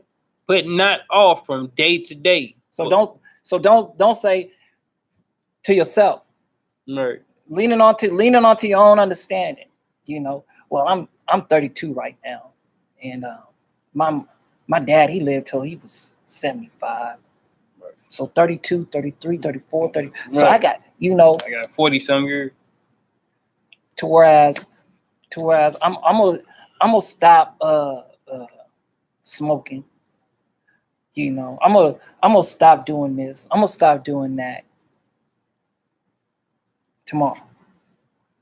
Let me light this one last cigarette up. You know what I'm saying? And I'm gonna stop tomorrow. Go ahead, bro. For certainly Mm-hmm. shall the wrath of the Lord come forth. Ooh-wee. And imagine that you having this type of thinking inside your brain, inside your mind, thinking this, you know, and then the wrath comes. What then? How are you going to be able to stop? You know what I'm saying? What the Most High has in store for the wrath that He has in store for you? How are you going to be able to stop it? Go ahead, read, bro. And in thy security thou shalt be destroyed and perish in the day of vengeance. Of vengeance. So when you're thinking that you're secured or whatever, not in your wickedness, thinking that the Most High has to forgive you for whatever abomination that you're thinking of, that you're planning of, or whatever, when not in your pride, you're going to perish in that day of vengeance. Let's go to Leviticus 26. This right here is a law. This right here is a prophecy that we're going to read, that the Most High has written to, that was given to Moses, written to the Levites, as well as the rest of the children of Israel. Leviticus 26, verse 14, please. What you saying? Don't let Satan take over your mind with pride. No, because as we can see, as we're going to see, you know what I'm saying, pride is very subtle. Right. You know, and once you realize that you're being lofty or whatever the case may be in your own thinking, once you realize that you're being prideful, you're gonna sense it, you're gonna smell it. You know, your spirit's gonna smell it, you know what I'm saying, so to speak. And just like how you like how you smell something. Like, what the hell is that smell? Right. You know, you start, oh, that's pride. You know what I mean? And then you're gonna walk away from it, you're gonna turn away from it or whatever, whatnot. But you have to remember, you know what I'm saying, pride is very subtle. You know what I'm saying? And pride will kill us thou. Will kill us thou. Leviticus chapter 26. 14. Verse starting at 14, bro. Leviticus chapter 26, verse 14. Wait, hold on. Let's start at 13. Leviticus chapter 26, verse 13. I am the Lord your God, which brought you forth out of the land of Egypt. So this is Most High telling us that I am your master, your power, and I brought you out of the land of Egypt. Right. Go ahead. That ye should not be their bondmen. That you should not be their slaves. Go ahead. And I have broken the bands of your yoke and made you go upright. So he broken the bands that was wrapped around our necks. Now we ain't slaves no more to these Egyptians, and he has made us upright. Right. Go ahead. But if you will not hearken unto me and will not do all these commandments, go ahead. And if ye shall despise my statutes, if you shall what? Despise my statutes, or if your soul abhor my judgments, so that ye will not do all my commandments, but that ye break my covenant. So now the Most High is saying, and if ye shall despise my statutes. So what he said was this. He said, I'm the Most High. I'm your God. You know, I brought you up out of Egypt. I broken the bands, you know what I'm saying? Broken the bands of your yoke that the Egyptians had upon you. And he has made us to walk upright. He has made us a holy nation, a holy people. Right. And now he's saying, and if he has to say, why does he have to tell us if ye shall despise my statutes? Because the Most High knows we are prideful, wicked nation. We are prideful within ourselves. You know it just as much as I know. You know what I'm saying? And the Most High knows that all of us together was going to be prideful as well. Read on, bro. Verse 16. I also will do this unto you. I will even appoint over you terror, consumption, and the burning ague that shall consume the eyes and cause sorrow of hearts, and ye shall sow your seed in vain, for your enemy shall eat it. Let's go look at these. Let's go look these words up, because Burning he's saying this. I also will do this unto you. Mind you, verse 1 through 12, these are like blessings. You know what I'm saying? That he's going to give upon us if we listen to his statutes, laws, and commandments. But he's letting us know if we don't, you know what I mean? These are the things that he's going to do unto us. Leviticus 26, verse 16. Let me go the blue letter. Leviticus 26, verse 13. Here we go right here. Verse 15, right? No, that's 16. Verse 16. Yeah. Oh, yeah. I got 26 it. and 16. Yeah, I got it. Over consumption. Okay, over your terror, this unto you I will even appoint over your terror consumption. What is consumption? Let's get that in the Hebrew. Strong's H, 7829. Shackefeth. Consumption, wasting disease, a wasting disease of the lungs. That's what it says. That's what it says in Hebrew. That's what it means in Hebrew. You're over your terror, consumption, and burning argue. What is that? Strong's H, 6920. Kadachath. Fever. Woo-wee. That shall consume the eyes and cause sorrow of heart. And ye shall sow your seed in vain, for your enemy shall eat it. I mean, you're destroying yourself. So basically, that's what he's saying. You're going to be destroying yourself. Right. Go ahead. Read on. Verse 17. And I will set my face against you. And he will set. I will set my face against. Oh my goodness! Now why would we want the Most High to set His face against us? Why would we even want to consider that? Because just 2 verses up, He said that I am your Lord, your God, which would have brought you forth out of the land of Egypt. So He took us out of the land of Egypt, which we couldn't, leave ourselves. Right. But now, if we don't follow His laws, statutes, and commandments because of pride, He will do what? I will set my face against you, and ye shall be slain before your enemies. They that hate you shall reign over you, and ye shall flee when none pursueth you. Go ahead, read on. And if ye will not yet for all this hearken unto me, then I will punish you 7 times more for your sins. So wait a minute now. Right. So after He says, after all this that He does to us, right. Mind you. That's right. After all this that He does, that he'll do to us, He says, and if ye will not yet for all this that He does to us, hearken, listen unto Him, then I will punish you 7 times more for your sins. So He's going to add 7 times more onto whatever that He's punished us, that the punishment is. Go ahead and read verse 19. And He letting you know it's pride. Of course, He about to let us know right here. Oh, verse 19. And I will break the pride of your power. So He's going to break the pride of our power. Go ahead. And I will make your heaven as iron, and your earth as brass. So He's going to break He's going to break the pride of our power. We thinking that we are the Most High's children, and that we can do whatever we want to do because we're the Most High's children. He's going to make the heaven iron, and He's going to make the earth because the heavens and the earth was given to us. You know what I'm saying? His children. We are His children. We are the sons of Elohim. So He gives us the land. You know what I mean? And eventually the heavens are going to come to us.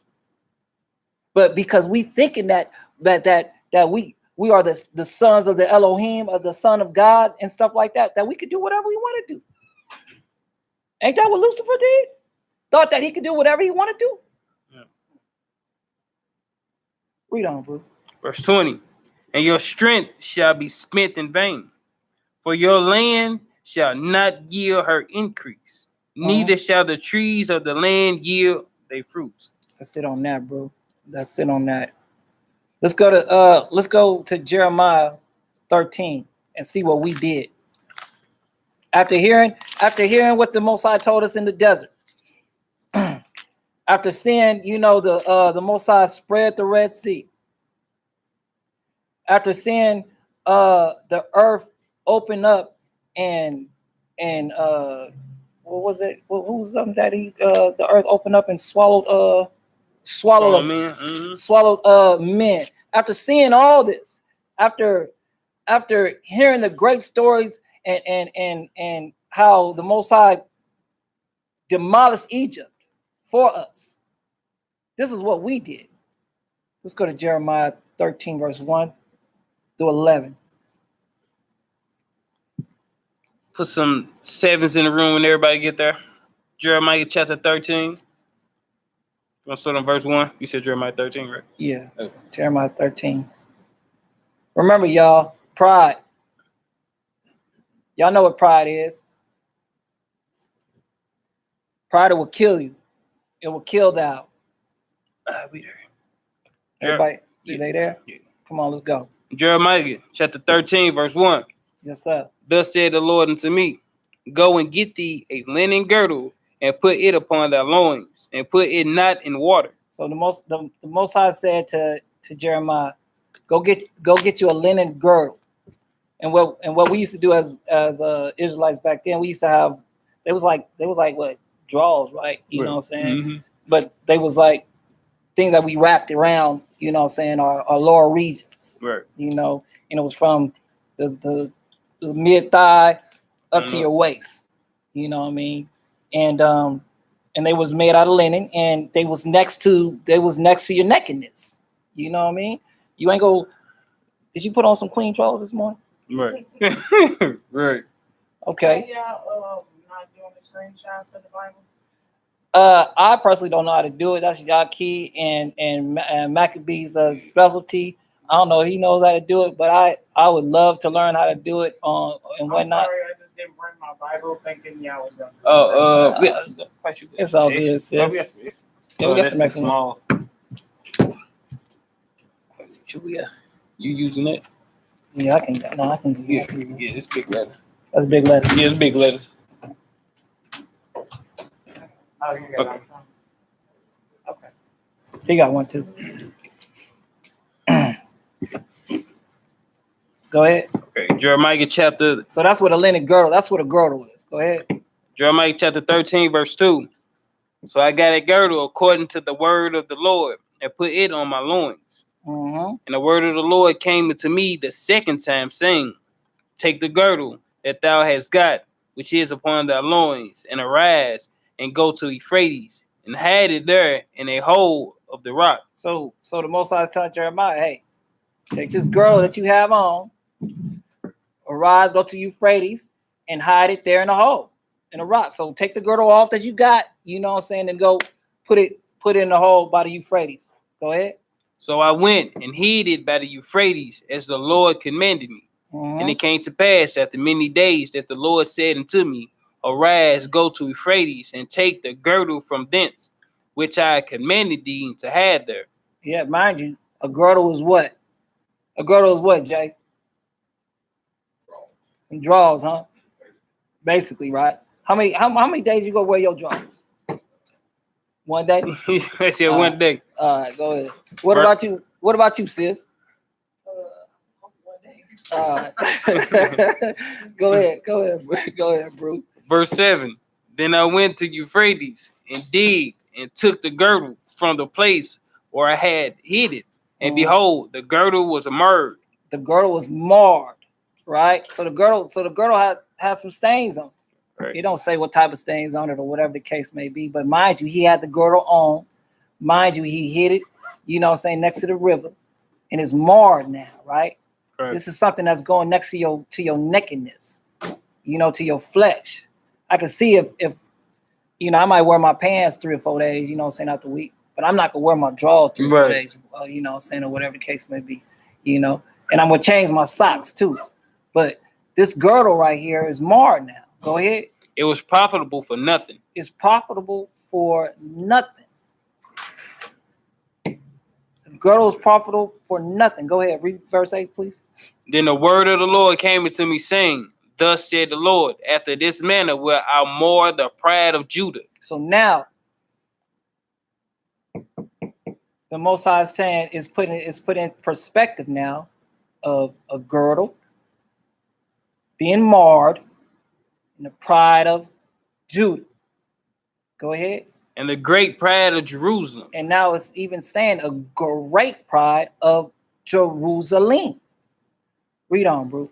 This evil people. The what? This evil people. Wait a minute. We was just the apple of his eyes back in David's time. We was just, you know, a set apart people that are people unto him back in Leviticus time. Special and peculiar people. But now, you know what I'm saying, he's saying, thus saith Yahweh, after this manner, after the manner that I just showed you regarding a girl that goes close to your nakedness, I'm gonna mar the pride of Judah and the great pride of Jerusalem. Read on. This evil people, which refuse to hear my words. Now he's calling. We're beginning to understand. He's saying that these evil people, you wicked people, that refuse. It ain't like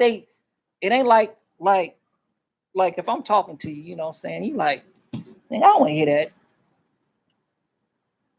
I don't want to hear all that, man. Yeah. You know, but I'm trying to, you know, tell me something. Nigga, I don't want to hear that. And that's what we doing to our Abba. That's what we doing to the one that brought us up out of Egypt. That's the one that we are doing to the one that woke us up this morning. Right. Go ahead, read on, bro. Verse 10 again. This evil people which refuse to hear my words, which walk in the imagination of their heart. Which walk into the imagination of their heart. And the scripture says that the heart is wicked above all things. Who can know it? So anything that we think of or whatever, we're not, you know what I'm saying, and any moment in time, that's what we're doing. We're walking in the imaginations of our heart. Go ahead. That's what the Lord destroyed the world for the first time. First time. You know? Every imagination was wicked. And now he's saying that we as a people refuse to hear him, and we're walking in the imaginations of our heart. Pride. That's pride. It can't be pride. Well, we're going to get to that, but go ahead, read on. And walk after other gods to serve them and to worship them shall even be as this girdle, which is good for nothing. Which is good for nothing. Now imagine you seen some drawers that you had on and you had an accident in them. You know what I mean? Too much wine. And you thought you had to fart. But you left a Hershey squirt up in that deal. You know what I mean? You ain't. Some of us, you know, say will try to hide it, put it, you know what I'm saying, at the bottom of the laundry basket or whatever, whatnot. But if you smart like me, you go throw it away. Right. Not that I'm saying that it happened to me, but well, yeah, it did happen to me. You know what I'm saying? So what? You know what I'm saying? We all make mistakes. But you know, that's what the Most High is basically saying. You know what I mean? He's saying that he's saying to serve them and to worship them shall even be, he's talking about these evil, wicked people shall even be as this girdle, which is good for nothing. Go ahead, read on, bro. Verse 11. For as the girdle cleaveth to the loins of a man, so have I caused to cleave unto me the whole house of Israel and the whole house of Judah, said the Lord. So the Most High he don't want a prideful, wicked nation, a wicked people that he loves. that he done did this for, that for, continue to do things for. He don't want that mar stained neck close to him, close to his nakedness. Go ahead, read, bro. That they might be unto me for a people, and for a name, and for a praise, and for a glory, but they would not hear. But they would not hear. They refused to listen. And Ecclesiastes 10, right? Ecclesiasticus 10, Book of Sirach says right. What? Go back to that. Okay.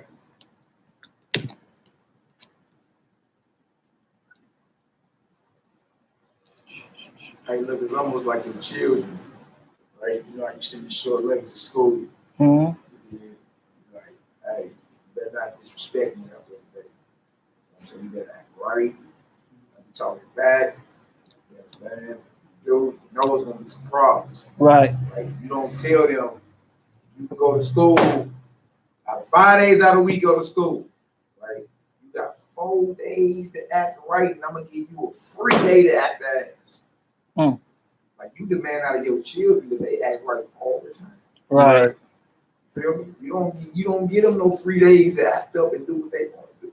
Right. Or even act like that towards you. Right. What if your babies, your short leggers was like, man, hell what Pop's talking about? Get out my face, hiss. Yeah. You know what I'm saying? Right. Or you know, you couldn't slam doors when I was growing up. Yeah. Oh yeah. You can't do that around here. Slam some doors and slam no doors up in my house. Yeah, but don't come in my room. Yeah, they don't know that fly. Right. Feel me? It's just wild because you demand the utmost respect from your children all the time. When it comes down to the creator, it's like we shortstop him. Like act as if that's too much for him to ask of us. Like, he ain't asking nothing. Right. He actually commanded. Right. That's like you command them babies. Like, you know what I'm saying? Wash them dishes. Cut that grass, take the trash out. And you ain't around there like my oldest son, Malak, if you feel like it, son, please, take the trash out. Right. I'm like, hey, boy, go take the trash out. Right. Yeah. It's just wild how we command our children and we expect perfection from them. But when it comes to the creator, we act as if that's unfair that he demands that of us. Right. You know what I'm saying? That's why there's no excuse in that day. So when it comes down for the books to be open and judgment got to go down and all that, very judgments that we do every day. You understand? Like people are like, why you choose? You choose every day. You chose to wear that shirt you got on today. Yep. Can your blue shirt get mad at you because you picked that gray shirt to put on? Right. You make decisions every day. Look, you clean. You supposed to clean every day. Right. At least yourself. Right? Don't you brush that stinking mouth in the morning? Yeah. That's for sure. Right. And wash sheets and so you constantly make a separation between what's clean and what's filthy. Bible talk between what's righteous and wicked. You constantly do that. You constantly separate what you want from what you don't want. Right. Right? My baby girl do that. I don't want her. She don't want that. Right. You know, the girl did it anyway. She don't want it. Right. The only thing is you constantly, as a child, make decisions about what you want, what you don't want. What's clean, what's not clean. Right? And as a parent, you demand perfection from your children. All the time. You feel me? And when they act out, you may let them slide sometimes. But if they stay on that path, eventually the warnings run out and smack down. Yeah. What I tell you. Yeah. The wrath. Yep. That's because you love them. Better I get on you than the police. Yep. Right? So what I'm saying, once we start putting these things in their proper perspective on how the judgments that the Most High holding us to, we already do them. You hold your babies to that. If you got children, you gonna hold them to that. And more than likely, you trip off how your peoples was on you growing up. Like I see now why you was on me like that. You understand? I see now. Right. I was misguided and tripping. You see what I'm saying? But that's it. Not to take it. That's all. No. Those different judgments and everything that we think the Most High is unfair for doing and for having, you already doing in your house with your children. You already do it, and you already commanded, and you command perfection from it. Right. You act right every day out there representing me. Right. Right? You better. But the Most High demands the same ones. That's right. That's right. Total Rebroadcast, my brother. Yeah. And not to get off the topic real quick, just like, man, look, I agree. Like what bruh saying. Like the first time my stepdaddy, the first time I ever was like instilled fear by my stepdaddy, like when we was younger, man, my little brother, he used to always go around the corner. He used to try to be with the kids around the corner. You know what I'm saying? Like smoke cigarettes and blow with them. So one day, man, my stepdaddy, he ended up walking around the corner. He saw my little brother in the alley. He said, "What you around here doing?" My little brother said, "Getting high." He said, "Oh, you getting high, huh?" He said, "Oh, you smoking cigarettes?" He said, "Yeah." And my little brother, like 9 years old. So we get back to the crib. Man, my stepdaddy bought 3 packs of cigarettes. And he said he went upstairs and made my little brother eat every last cigarette. Made him eat every last cigarette. And came back down the steps. And I felt so bad for my little brother. I'm like, man, look, I eat a pack for you. I just felt bad for him. I like, bro, look, just tell him I eat a pack for you. My stepdad like, nah, these my rules, and this what it is. And from that day, it's like instilled like fear in me about my old dude. Just like, dang. So then it's like, fast forward to today, it's like, now when you think about the Most High, just like, man, when you see him move through certain people and like this person goes against him and give him a reprobate mind, or this person stop believing in the Messiah, or this person like, look, all this is fake, or this person, you know what I'm saying, to where now it instills that fear into you, like, man, he really do take the spirit from people. Yeah. So it's like, man, look, I'm cool. Yeah. Time. I'd rather be in good graces. Yeah. I'd rather be in good graces. Yes, sir. Ecclesiasticus 10, verse 12. Well, yeah. Yeah, Sirach chapter 10, verse 12. We're just doing the 12 again. Go ahead. Sirach chapter 10, verse 12. The beginning of pride is when one departed from God, and his heart is turned away from his maker. That's the beginning of pride. Y'all remember that. The beginning of pride is when one departed from Yahweh, and his heart is turned away from his maker. You know what I mean? That's the beginning of pride. Let's go back to we done with that Jeremiah, right? Yeah, we done with that Jeremiah. Okay, let's go to Joshua 41. Joshua 41. Remember, y'all, pride will kill y'all. Will kill us down. You know, and before you know it, you're knee deep in pride. Knee deep in pride. You know what I'm saying? Because you might have gotten away with a few things. You know, you might have gotten the upper hand on a few things. You might have looked in the mirror and the mirror told you a few things.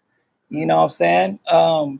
Pride is when you start elevating yourself amongst men and thinking that you're higher than them.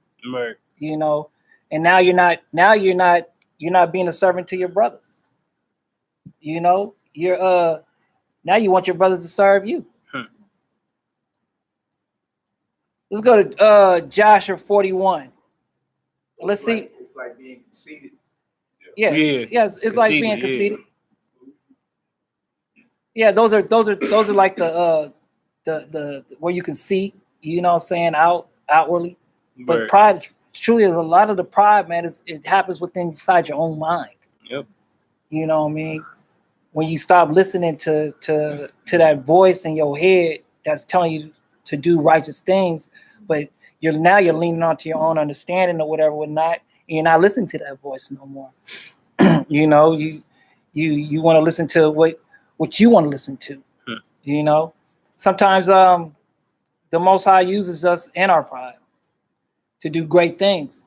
Sometimes, you know what I'm saying, the Most High uses us in our pride to show others not to do it. Joshua 41, verse 4. Started there. Jasher chapter 41, verse 4. Oh, real quick, let me just let y'all know what's going on here. Jacob, Israel, he has 12 sons. And Joseph, y'all know the story. Joseph is one of them. And Joseph is highly favored of his pops. Now, let's go ahead and get a deeper understanding regarding this these events that happened, you know what I'm saying, into the leading up to Joseph being sold to the Ishmaelites. So verse 4. Yeah, let's start at verse 4. Jasher chapter 41, verse 4. And the sons of Jacob dwelt with their father in the valley of Hebron, and all the inhabitants of the land knew their strength, and their fame went throughout the land. So remember, you know what I'm saying, our forefathers, the 12 sons of Israel, Jacob, they two of his sons, they handled their business regarding their sister. His sister got took by a Hamite, and they put them out of circulation, so to speak. They killed all of them, and the men, the land about, the people about heard about these things, you know, and whatnot, and it was known amongst the inhabitants of the area that they lived in.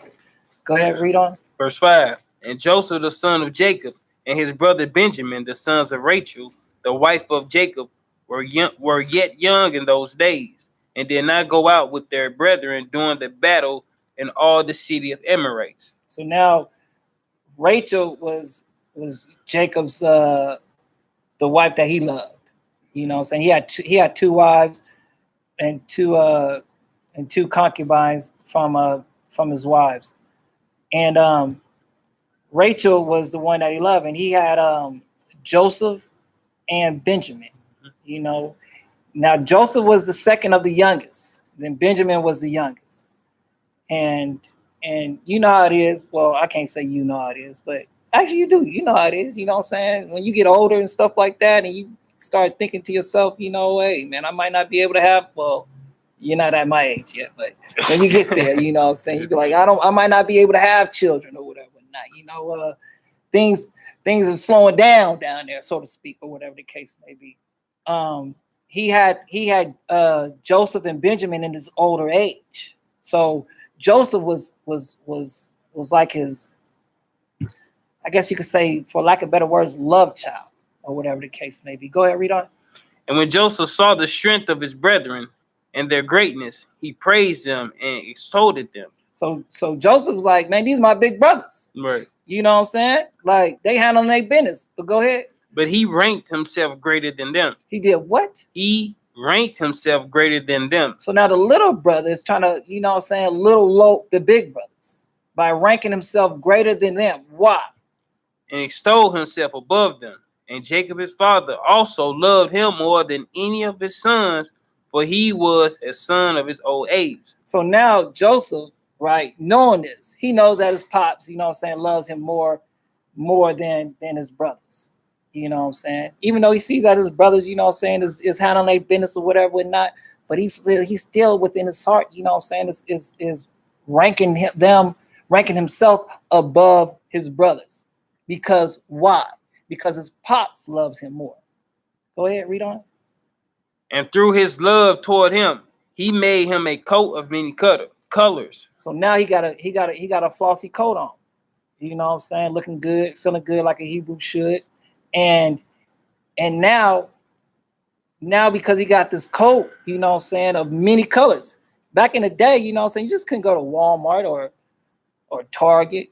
What are the stores that they got out here? Walmart, Target. Shit, that's on the store. Whatever stores, you know what I'm saying, that they might have, you know, out here that will say that again.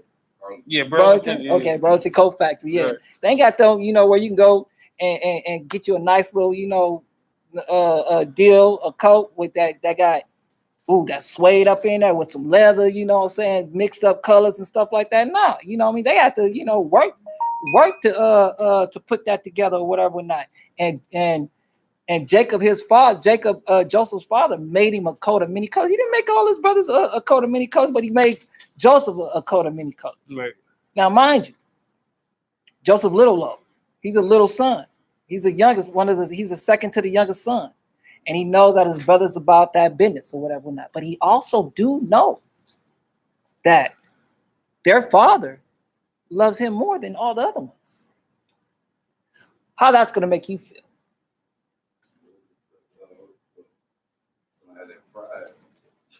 You go be like, you know, shoot, even though my brothers is right, even though my brothers, you know what I'm saying, they out there handling their business, they'll put tips on any cat or whatever, whatnot. But my Abba love me more than them. Go ahead, read on. Because all his sons was major league. Yeah, no doubt. They always like superpower within themselves. Yeah, no doubt, no doubt. Simeon Levi wiped the whole town out on Come. Well, for Jacob to love Joseph more than all his other boys, and they all was a problem. Yeah, naturally, and he the youngest, like the second to the youngest boy. Right. And also too, as we read, as you can read on later on in the book of Joshua, Joseph was a handsome young buck. You know what I'm saying? Buck. Yeah, he was handsome. You know what I mean? He was. Matter of fact, I was reading to whereas he was so handsome that the you reading the Testaments of Joseph? Well, no, I don't think I was reading, and that the women they was cutting themselves, didn't even know that they was cutting themselves when they was looking at it. Wow. Yeah, but I also. Yeah, she was on him. Yeah, she was on him. Yeah, she was definitely on him. But go ahead, read on, bro. Verse 7. Kind. And when Joseph saw that his father loved him more than his brethren, he continued to exalt himself above his brothers. He continued to exalt himself above his brothers, like you were saying. You gonna be prideful, bro. Oh, never mind. You gonna be prideful. You gonna be like, ooh, man, Pops love me. He got me a nice little jacket or whatever, what have you. You know what I mean?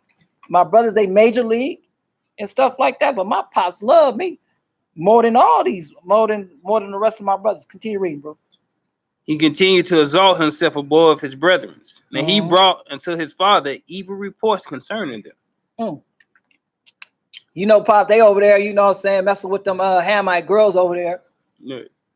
Pop, Simeon, he wasn't even watching the sheep and stuff. You know, he was over there shooting dice, you know what I'm saying, with them Hamites over there.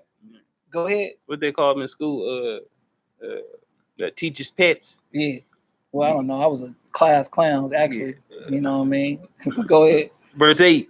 The sons of Jacob seen the whole of Joseph's conduct toward them, and that their father loved him more than any of them. They hated him and could not speak peacefully to him all the days. So the brothers, they seeing this. They're like, man, this Negro here, you know, here comes this dude. You know what I mean? But they know they can't do nothing to him because they know that they Abba, they respect their Abba, they love their father. You know what I mean? And Joseph, you know, Jacob, I don't think he was no chump either. He wrestled with an angel all night. So he couldn't be no chump either. Producing, you know what I'm saying, 12 sons, that wasn't no chump. No. So you already know the father was no chump, even though he was in his old age, but he still was no poop butt either as well. Read on. And Joseph was 17 years old, and he was still magnifying himself above his brethren, and thought of raising himself above them. So he thought of raising himself above his brothers. Now, the law for us is that the firstborn gets the blessing. Right. You know what I mean? But Joseph is the second to the youngest. He's thinking to himself to raise himself above his brethren.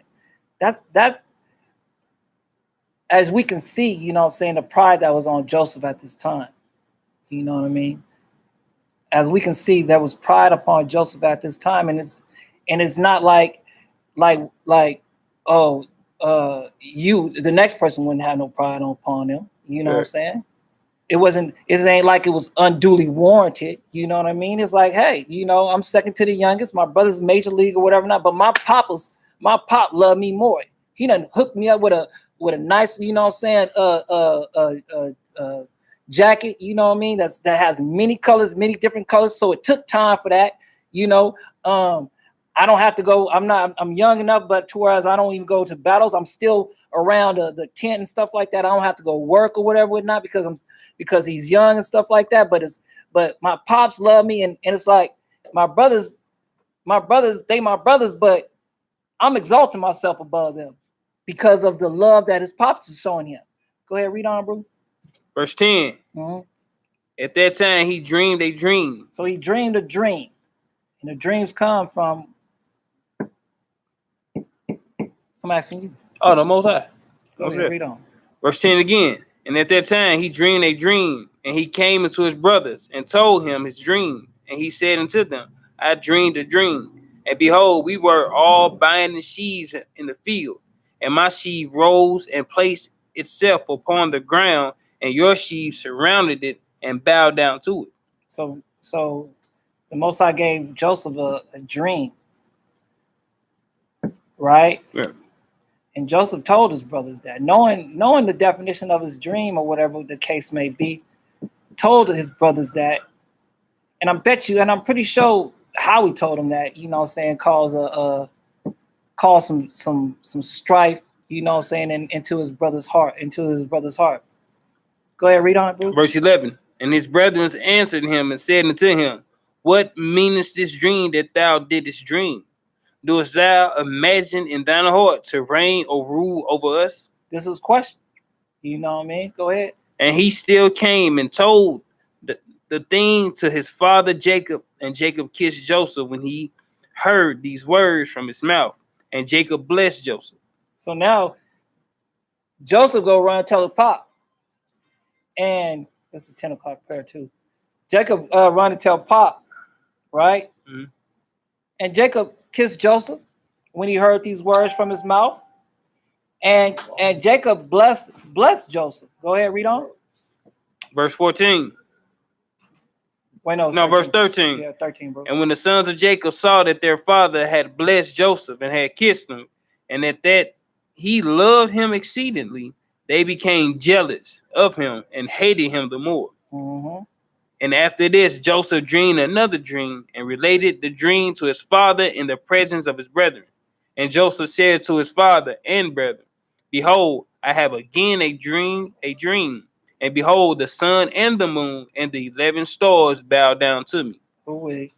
And his father heard the words of Joseph and his dream, and seeing that his brethren hated Joseph on the account of this matter, Jacob therefore rebuked Joseph before his brethren on the account of this thing, saying, what meaneth this dream which thou hast dreamed, and this magnifying thyself before thy brethren who are the older than thou art?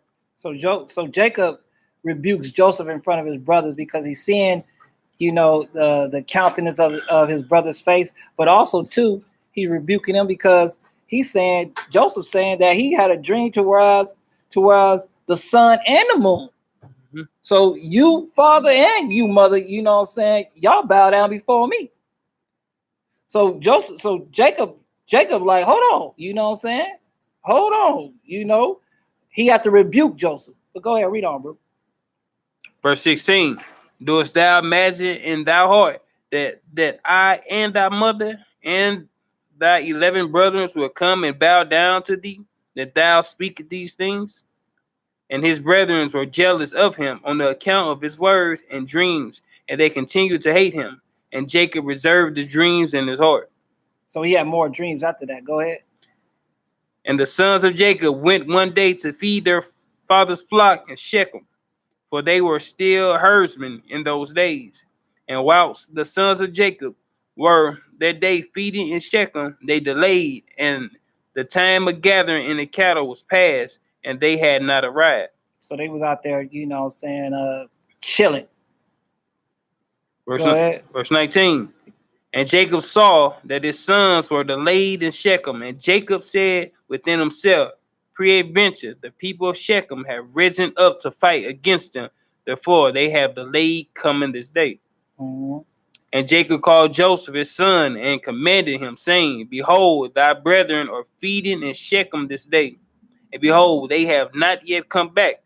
Go now therefore and see where they are, and bring me word back concerning the welfare of thy brethren and welfare of the flock. So Jacob sent Joseph out there to his brothers to see what's going on with them, because Jacob's concern is that the inhabitants of Shechem, you know what I mean, is still salty about the fact that Simeon and Levi, you know, destroyed some of the whole city over there and whatnot. Go ahead, read on. Verse 21. And Jacob sent his son Joseph to the valley of Hebron, and Joseph came for his brethren to Shechem, and could not find them. And Joseph went about the field which were near Shechem, to see where his brothers had turned, and he missed his road in the wilderness, and knew not which he should go. Mm-hmm. Verse 22. And an angel of the Lord found him wandering in the road toward the field. And Joseph said unto the angel of the Lord, I seek my brethren. Hast thou not heard where they are feeding? And the angel of the Lord said unto Joseph, I saw thy brethren feeding here, and I heard them say they would go to feed in Dothan. So now we can see that even though Joseph had pride upon him and whatnot, he still was being used by the Most High. Because if not, an angel of the Lord would not have, found him and visited him and gave him instructions or whatever. We're not, as we see what happened. Joseph was sold to some Egyptians. to Ishmaelites right. and whatnot, and then he ended up in Egypt. And then that's how we got to Egypt, because there was a great famine in the land and whatnot. We can see that even though Joseph had pride upon him, during this time, he had to suffer for it, because he was sold into Egypt by his brothers. You could read on for time's sake, read on the whole chapter of Joshua 41, but he had to learn to get that pride up off him, so he could be used by the Most High, and the Most High had to break that pride from him, because there was plenty of opportunities while he was in Egypt to go against the word of the Most High. As Melly was alluding to earlier regarding that woman, she was trying to have her way with Joseph, but she was another man's wife. Joseph was young, or whatever the case may be. He could have been like, yeah, man, I might as go ahead, and run that in, but he didn't, He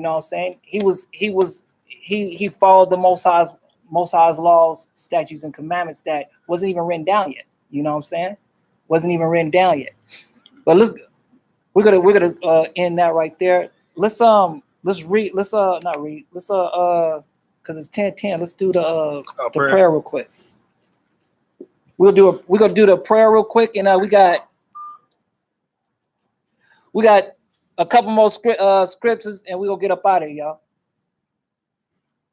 A couple more, huh? Yeah, about 6. About 6. All right, y'all. For y'all that don't know, we pray as is stipulated in the Bible. So being in the west, we face east. Jerusalem is that way toward that corner. Y'all see that? We're not praying that they had a baby shower for the other day. That's why that balloon there. We're not praying for no balloon. That's the marker right there. All right. You can find these directions in 1 Kings, that chapter, verse 20 through 54. Also, Daniel, the 6th chapter, 1 through 10. When he was a slave in Babylon, whenever he prayed to God, he prayed 3 times a day and faced Jerusalem. Right. That's what you'll find in the scriptures. They always faced Jerusalem. When they was at home, they went to the temple to pray. You feel me? Also, the scriptures tell you, 1 Timothy 2:8, spread forth your hands when you pray. They don't say clasp them together. We kind of got that through slavery when our wrist was shackled. But it's to spread forth like a baby. It can run up to you like this. So you spread forth your hands. You face Jerusalem. We about to do the Lord's Prayer, Matthew 6th chapter, Our Father who art in heaven. But we're going to do it in Hebrew first, and then we're going to do it in English. So if y'all know what I'm saying, repeat after me. If not, just hold it in your spirit, and then you can repeat the English when we get to that. Okay. All right, everybody understand? Okay. All right, all praise. All right, let's get it. Abinu. Shabbat Shemayim. Shabbat Shemayim. Yikadesh. Yikadesh. Shinka. Shinka. Tabo. Tabo. Malkuteka. Makuteka. Yeah, I say. Ratzonka. Ratzonka. Kabashamayim. Kabashamayim. Cain. Cain. Baaret. Baaret. Etlakel. Etlakel. Kukenu. Kukenu. Tain Lanu. Tain Lanu. Hayon. Hayon. Uslak Lanu. Uslak Lanu. All. all. Kataenu. Katainu. Kamo. Kamo. Shel so king. Shel so king. Gam. Gam. Anaknu. Anaknu. Lakotin. Lakotin. Lanu. Lanu. Wa'al. Wa'al. Tabienu. Tabienu. Lide. Lide. Nisayon. Nisayon. Ki. King. In. Kopsenu. Kopsenu. Min hara. Min hara. Kilaka. Kilaka. Hamamlaka. Hamamlaka. Wahabura. Wahabura. Wahatifaret. Wahatifaret. La Ome. La Ome. Olamin. Olamin. Amen. Amen. Hallelujah. Hallelujah. Hallelujah. Hallelujah. Hallelujah. Hallelujah. Praise the mighty God. In English, our Father. Our Father. In heaven. In heaven. Holy is your name. Holy is your name. May your kingdom come. May your kingdom come. And your will be done. And your will be done. On earth. On earth. As it is in heaven. As it is in heaven. Give us this day. Give us this day. Our daily bread. Our daily bread. And forgive us. And forgive us. Our sin. Our sin. As we also. As we also. Have forgiven those. Have forgiven Who those. sinned against us. Who sinned against us. And lead us not. And lead us not. Into temptation. Into temptation. But deliver us. But deliver us. From the evil one. From the evil one. For yours is the kingdom. For yours is the kingdom. And the power. And the power. And the glory. And the glory. Forever. Forever. And ever. And ever. Amen. Amen. Hallelujah. Hallelujah. Hallelujah. Hallelujah. Hallelujah. Hallelujah. Praise the mighty Yahoo. Yahoo. Yahoo. God. Pride. Pride, it will kill thou. Let me tell y'all a story real quick. Maybe y'all know it, maybe y'all don't know it. You didn't want to go to it. You stop it there. No, I'm just gonna stop it there for time's sake. Okay. Again, earlier in this lesson, I said that I was very prideful. I got that pride from my imam. You know what I'm saying? She was a prideful lady. She came from Panama, you know what I'm saying? Young, spoke Spanish. She thought she was beautiful. She is beautiful, actually, you know, when she was younger. Right now she's just, you know, old. But that pride, you know what I'm saying, Imam, if you're listening, my apologies. That pride that she had, you know what I'm saying, was passed on to her children. You know what I'm saying? And as we know, you know, when things are passed down to the children are worse than the parents. So I get into the truth. I'm in the truth, you know what I'm saying? The truth meaning that I know that I'm Israelite, you know. I always followed quote unquote Christianity. I always read the Bible, but I found out now that I'm an Israelite. You know, mind you, before I got into the truth, I almost got stomped to death, you know what I'm saying, in Chicago by some gang members. And all praises to the Most High, you know what I mean, that my woman, my wife now, she had hands, so she got them up off me. But anyway, make a long story short, you know what I'm saying?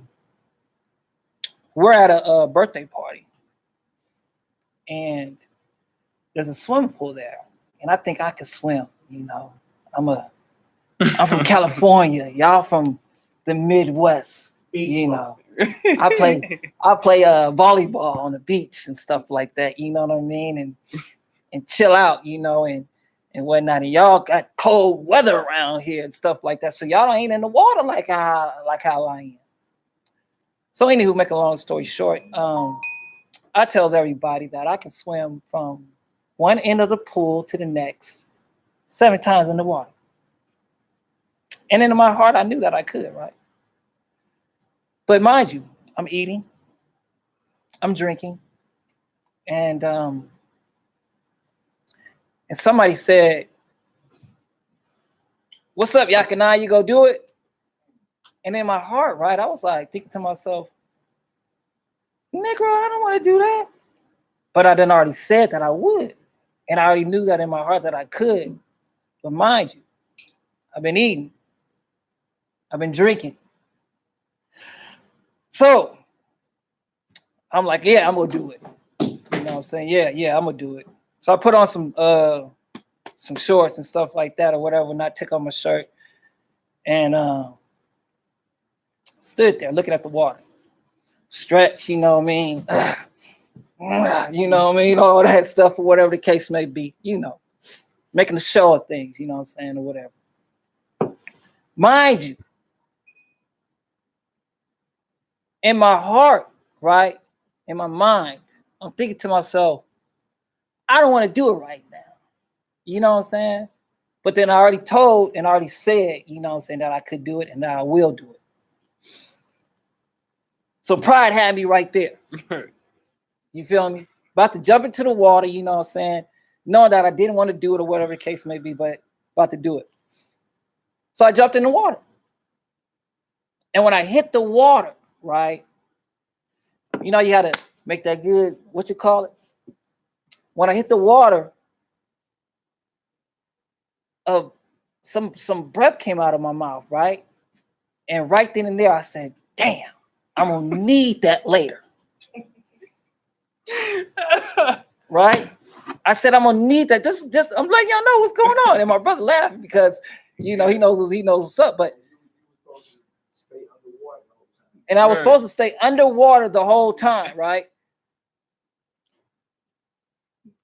And so when I hit the water, I was a little bit of the air went out, and I was like, damn, I'm gonna need that. So I'm thinking about that while I'm swimming. And mind you, now my whole everything is off, right? You know, it's dark, it's nighttime too, and there's lights up under the what you call. So I'm kind of disorientated because I'm like, damn, man, I need that air. So I try to do the how you do the little flips in the water with the what you call. I messed that up. Right? Hey, sis. He over there laughing. He over there laughing. Man. Okay. Well, then you understand what I'm talking about, right? Now you have to understand what I'm talking about. So I did the flip and I slipped on my feet or whatever whatnot. And now it's like in my mind. In my mind, I'm telling myself, Negro, you ain't about to do this. Right? Wait, you in the pool, you ain't even in the ocean. Right. I'm in the pool. And mind you, sis, the pool is not even 6 feet tall. You hear me? The pool is not 6 feet tall. Okay. Oh, and I tell my and in my mind's eye, Negro, you ain't about to do this. You ain't about to make this. And guess what I said? To the spirit, to the spirit of the Lord. Sort of that. But that's what I said. I'm gonna make it or I'm gonna die trying. After I said that, guess what happened? You dang right. Boy, look. After I said that, I'm getting pulled up out the water. No. I'm getting pulled up out the water. There is no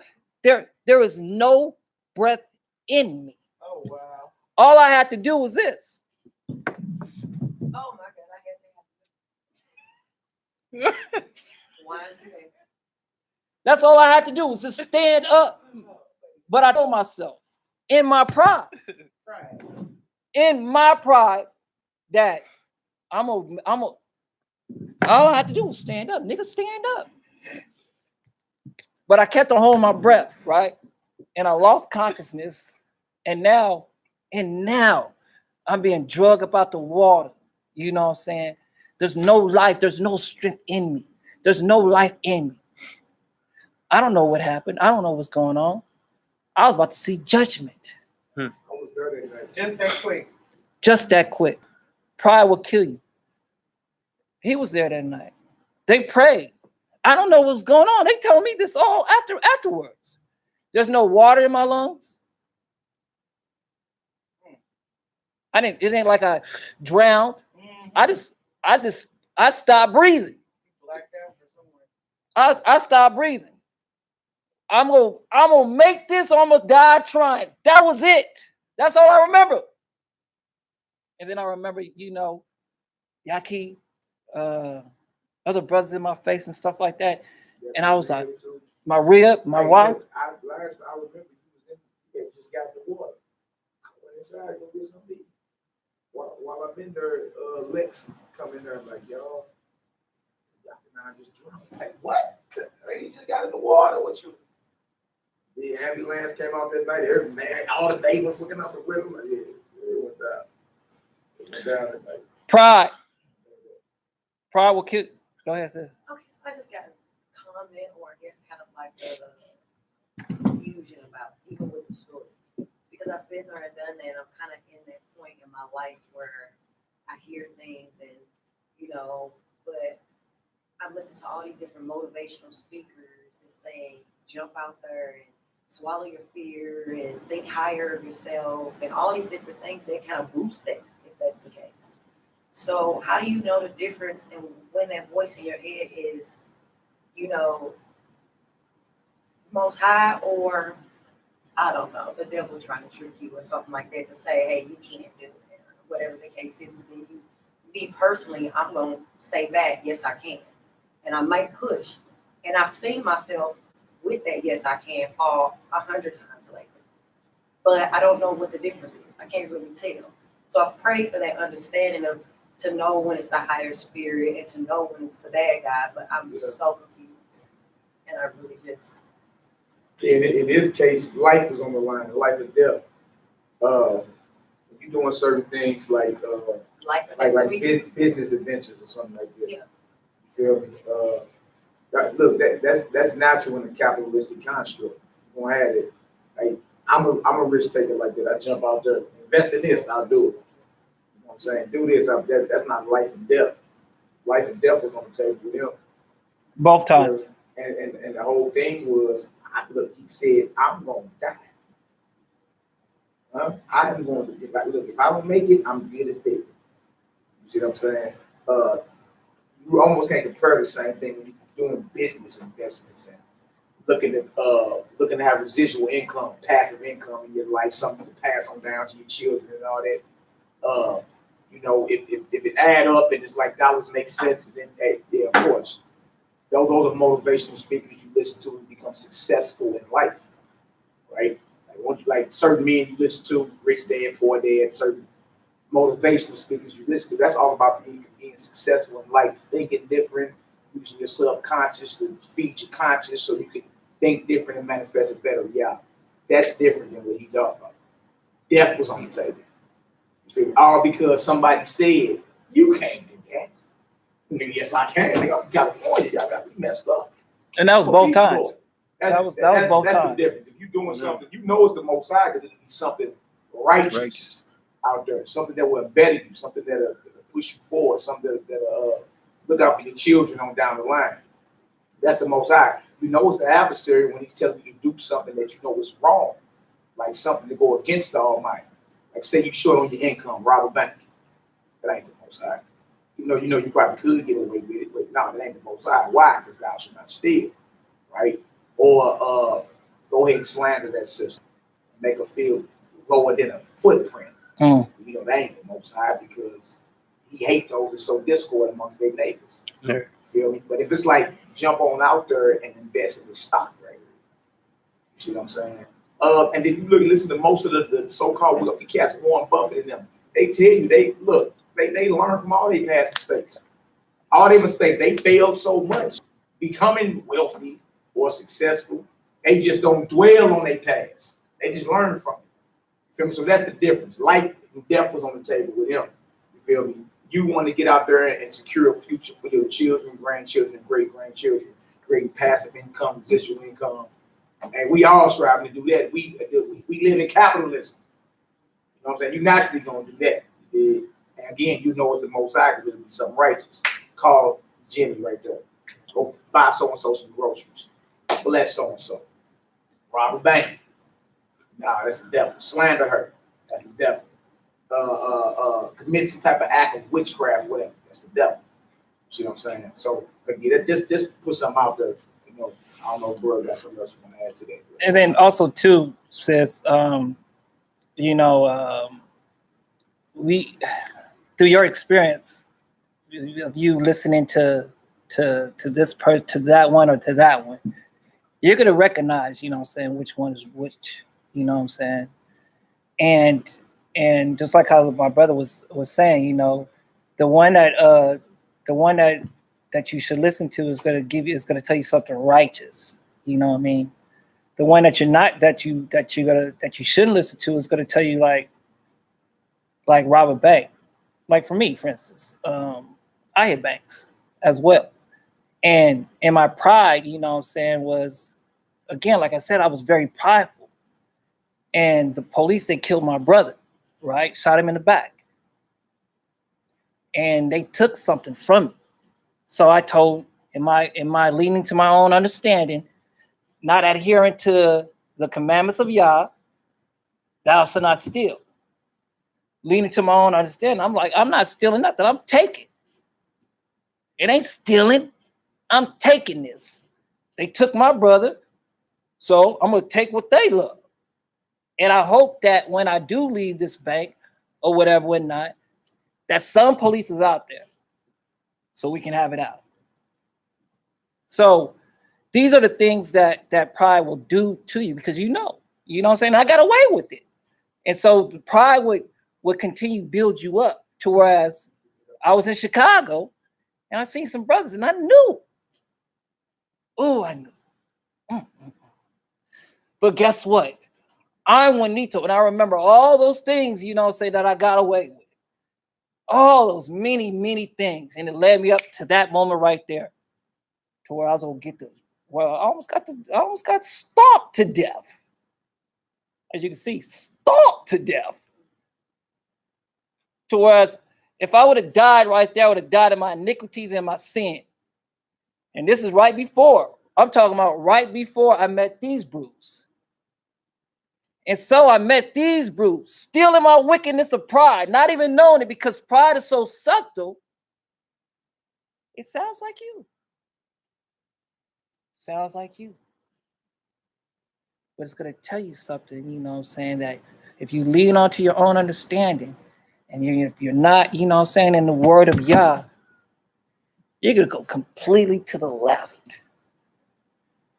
And you're going to die in your wickedness and in your pride.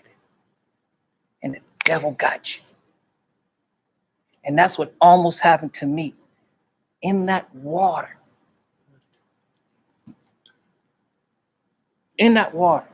But it was all praise to the Most High for the strong prayers of my brothers and my sisters that was there, that helped me to come back to this plane of living and to bring this lesson to you guys. And no, I'm not about to get emotional or anything of that nature. So you all right. You know, men cry every day, B. You know, so let's go on. So I don't know if that answered your question, but I'll pray that it helped. Okay, I pray that it helped. All praises to Yahweh. We're at Psalm 73, 1-7, y'all. If y'all got some understanding, you know what I'm saying, or whatever, not, please throw up a number 5 to stay alive. Hallelujah.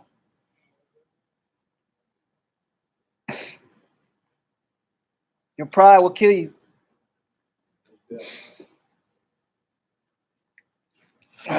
Psalm 73, verse 1-7.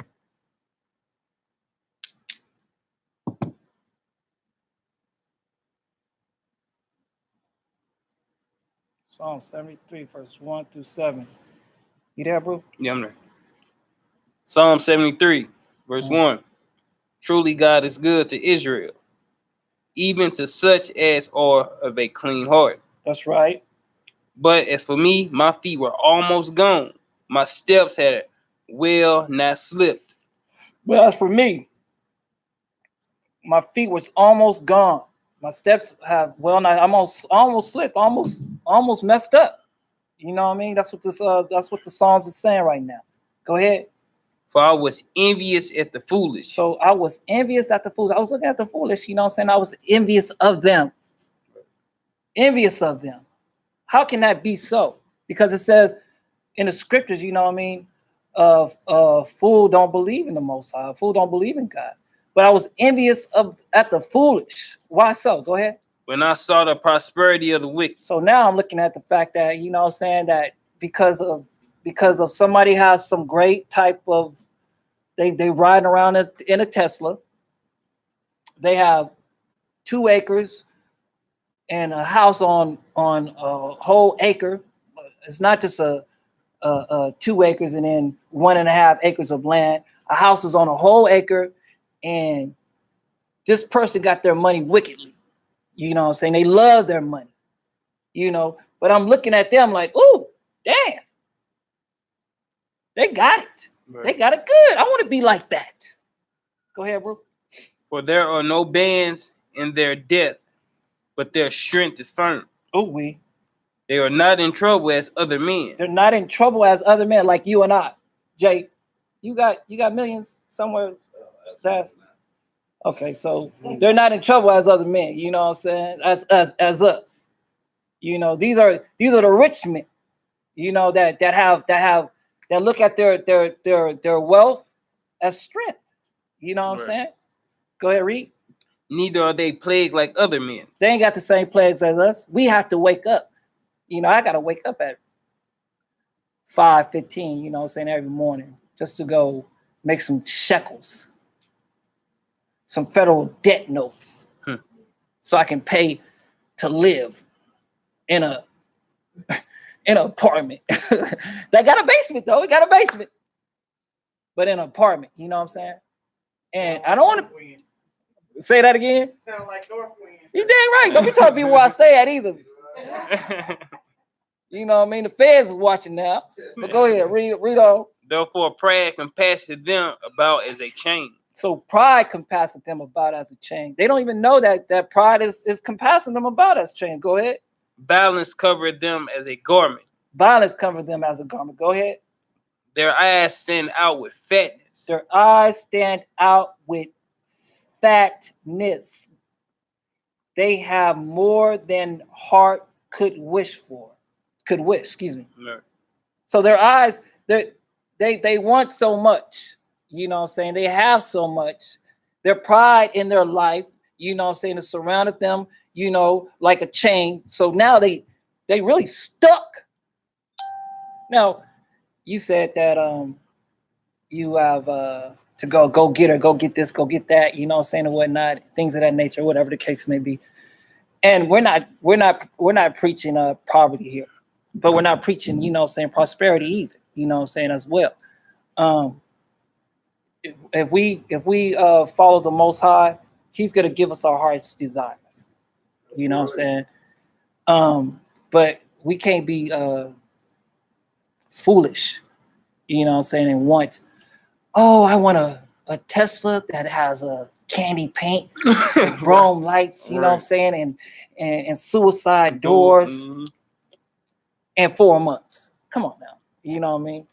If you go out there, you strive for the Most High and stuff like that, and you strive to do good, He's gonna bless you however you gonna get blessed. You know what I'm saying? And if you don't get the Tesla, so what? Fire and brimstone. That's what it's gonna be. Anyway. So go ahead, continue. Verse 7 again. Their eyes stand out with fatness. Mm-hmm. They have more than the heart could wish. That's it. They right? are corrupt. No, go ahead. They are corrupt. They are corrupt and speak wickedly concerning oppression. They speak lawfully. Lawfully. So they speak. What the Psalms is basically saying. He looked at the rich. You know what I mean? And the rich, when you're rich, you are very prideful because of the riches. You know what I'm saying? That's why it says it's hard for a man that is rich to get in a camel get through an eye of a needle. And we're not talking about an eye of a needle, you know what I'm saying, or whatever, we're not. You know what I'm saying? We're talking about in the cities of Jerusalem, they had the gates, and then they had, you know, smaller gates. And in order for a camel to get through there, because camels, when they come into the city, they're burdened with wares, you know, oil, spices, and stuff like that. In order to get the camel through one of those needles, they had to get on their knees, unload the wares, and drag the camel through. Mind you, it's easier for a camel to get through an eye through a needle than a rich man to get to the kingdom, because one, a rich man don't want to get on his knees. A rich man don't want to Lucius wears. And if he does that, you still have to drag his tail through the gate. You hearing that? Yeah. Continue reading. Actually, that's it for that. Oh, yeah. Shit, rich man don't want to get on their knees, huh? No, a rich man definitely don't want to go get on the knee. Zephaniah, we got 1, 2, 3, 4 more scriptures, y'all, and we get up out of here. Again, y'all, we appreciate the fact that you guys did make it through, that you guys are watching. We hope and pray that you guys get some understanding regarding pride.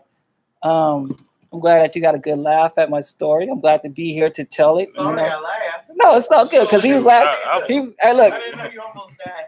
No, he laughed too, and he knew I almost died. So you know, what I mean, it's all good. And I'm glad to be here. Jay, it ain't that dang funny. It was, there was a couple. You know what I'm saying? It's just the way you be telling the stories, bro. It just makes you laugh. The way you explain everything. No. Yeah, it was. Yeah. It was real deal, man. No. And it was 2 years ago. Glad you lived to laugh about it. Yeah, it was 2 years ago. It was almost 2 years ago to the day. Wow. Yeah. Say thank you, Cause so bad 6 days. Yep. Time. So it was 2 years, almost 2 years ago, 6 days from now. All right, we're going to Zephaniah 2, 9 and 10. Mind you, again, the Most High will use you however you are. However, pride will kill you. So you can't go on the fact that the Most High is merciful. You can't go on the fact that, because a lot of times, we see the spirit, whereas the Most High, he's just gonna have to forgive me for this. He's just gonna have to forgive me for that. That right there, you know what I'm saying, is just a complete off spirit, whereas he don't have to forgive you for nada, for nothing, and while you're in your wickedness, you know what I'm saying, he could take your life. He can take your life. We're not promised tomorrow. When I step out of there, who knows if my enemies are out there and shoot me up like Scarface. You know what I'm saying? So we don't know, you know what I'm saying, if we are going to live tomorrow. That's why we have to live for Yahweh today and be mindful and be aware, you know what I'm saying, of the certain vices of the devil. We have to. Hence the reason why there's not so many of us, but there's all these lessons that's coming through because we're living in the last days, and we've been hearing this for my generation. But so what? The Most High is gonna come the Most High is gonna send the Son when He sends the Son, whether it's right now, tomorrow, or whenever. But until then, we still have to strive for perfection. Excuse me for not being able to say that right. Zephaniah chapter 2, verse 9. 9 and 10. Zephaniah chapter 2, verse 9. Therefore, as I live, said the Lord of hosts, the God of Israel, surely Moab shall be as Sodom, and the children of Ammon as Gomorrah. Even the breeding of nettles and salt pits, and perpetual desolation. The residue of my people shall spoil them. So he's saying, therefore, as I live. So this is going to happen, regardless if you believe it or not. Right. This is going to happen. Moab shall be as Sodom, and the children of Ammon as Gomorrah. And the residue of his people, of us, the residue of us, okay, is going to what? And the remnant of my people shall possess them. So we're going to possess, you know what I'm saying, the remnant of the rest of the people that's here on this earth after the Most High, after Christ, come do his thing. Go ahead. This shall they have for their pride. This shall they have for their pride. So because these people were so prideful, the only thing that they're going to get is slavery. Period. That's what they're going to receive because of their pride. Go ahead. Because they have reproached and magnified themselves against the people of the Lord of hosts. So they are reproached. You niggas is off. You niggas is wicked. And They have magnified themselves. They have put themselves above us. You know, they have magnified themselves against the people of the Most High, and that's us.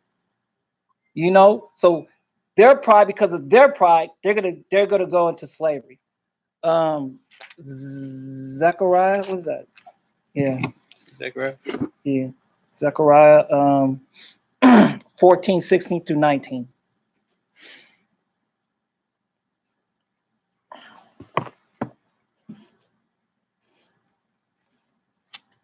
Yeah, go ahead.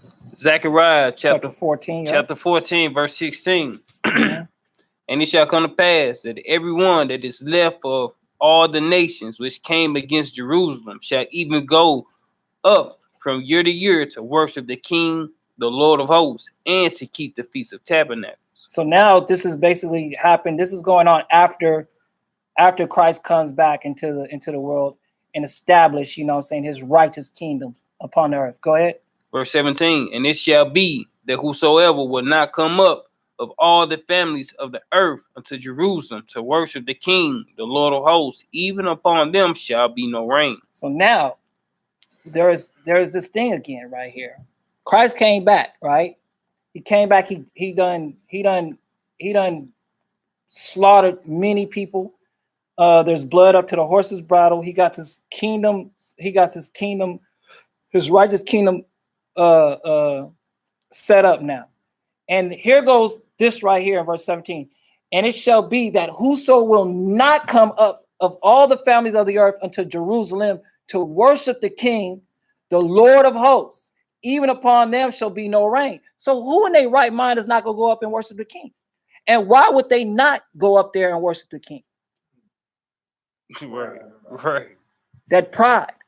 Even so now we have to look at it to whereas this. Even in a righteous kingdom set, there's going to be pride there, and that pride again is so subtle, y'all. It's so subtle. But when it got you, it could kill you. It could kill you. So we have to be aware. That's why we brought out those scriptures earlier, you know what I'm saying, so we can know what we should be doing. And then we're seeing now, you know what I'm saying, what we should not be doing. We should not be making ourselves lofty at any time. Right. Just because, you know what I'm saying, you might have, you know, a few women, you know what I'm saying, oh, look at you, Jay. He is so handsome. You know what I'm saying? Or Jay, you know, you might be a boss in the streets or whatever. I don't know. You know what I'm saying? And they might, and how we say it in California, they be blowing smoke up your butt, you know what I'm saying, or whatever the case may be. But that helps you to whereas you start elevating yourself in your mind's eye. Like, oh man, maybe I am. Maybe another word be like ego. Yeah. Mm-hmm. Yeah, come on. Ego, you know what I'm saying, and whatnot. But I want to, you know how we Ego. You know how we do it. We get straight to the straight to the point. You know, pride, that's what it is. You know what I mean? But you know, as Mally was saying, ego, what was the other one? Not like being like conceited. Like, Conceited, yeah. Brown, it was like and the cheese or something like the baby girl graduated from kindergarten. Yeah, no. Right. Ego, Mhm. egotistical, like any bougie, But it's subtle because it's in all of us, mind you. It's in all of us. You know, don't think that it's not in you. Because once the second that you think that it's not in you, it's in you. What I noticed also with that is, just as quickly as you start thinking, it's gonna be taken away. All praises. All praises. All praises. Go ahead, bro. Verse 18. And if the families of Egypt go not up and come not, that have no rain, there shall be the plague, wherewith the Lord will smite the heathen that come not up to keep the Feast of Tabernacles. This shall be the punishment of Egypt and the punishment of all nations that come not up to keep the Feast of Tabernacles. So mind you, now, again, this is in a righteous kingdom now. Remember, the Christ is going to set up his 1,000-year reign, This is in that 1,000 years. The devil's put away. There's no more influence of the devil nor his angels, because they're put away for 1,000 years. But there's still people that will not come up and worship, you know what I'm saying, to the God of the Israelites. So to be already in them. Yes. Just like it says in the scripture that pride was found in Lucifer. It was found in him. So it's not in all of them, it's in all of us.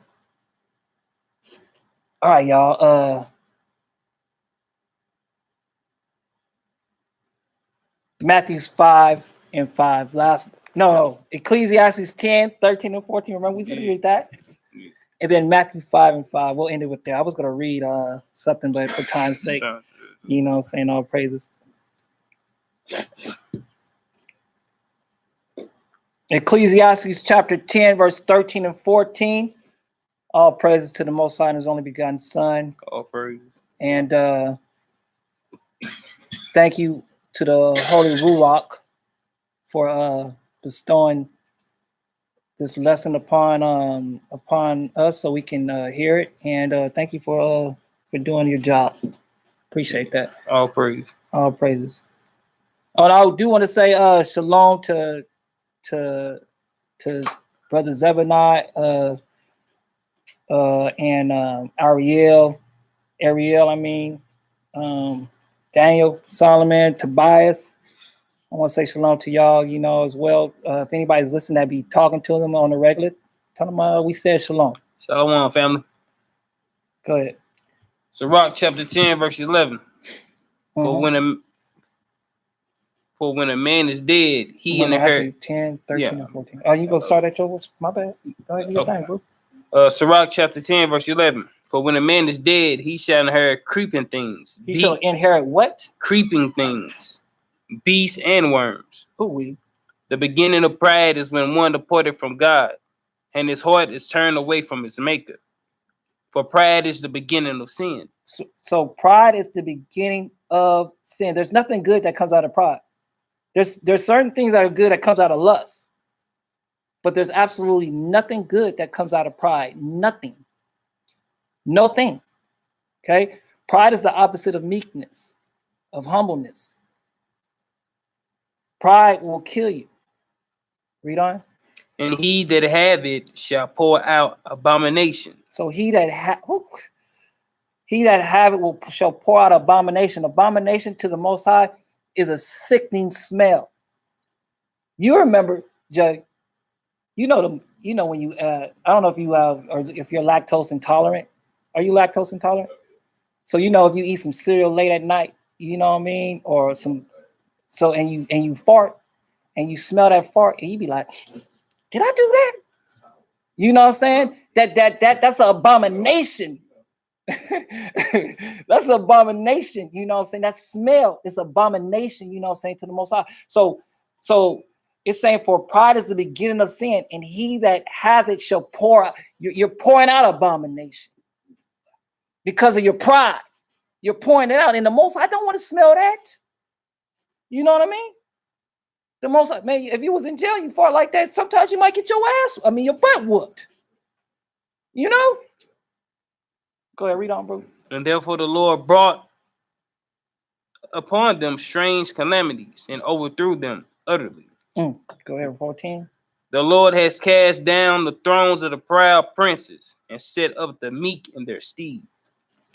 The Lord hath plucked up the root of the proud nations and planted the lowly in their places. That's right. All praises to Yahweh. Y'all read 2 Maccabees chapter 9, verse 4 through 29. 2 Maccabees, write this down, family.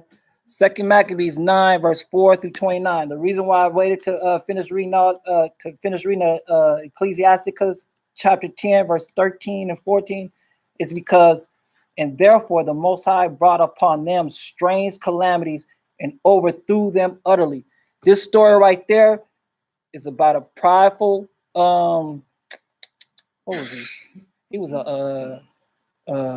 what is that, a Greek? He was a Greek. Yeah, he was a Greek. A prideful Greek, you know what I mean, that did terrible things to our people. And the Most High repaid him back righteously. Matthew chapter 5, verse 5. This is our last one. Howard Brown, Shalom, my brother.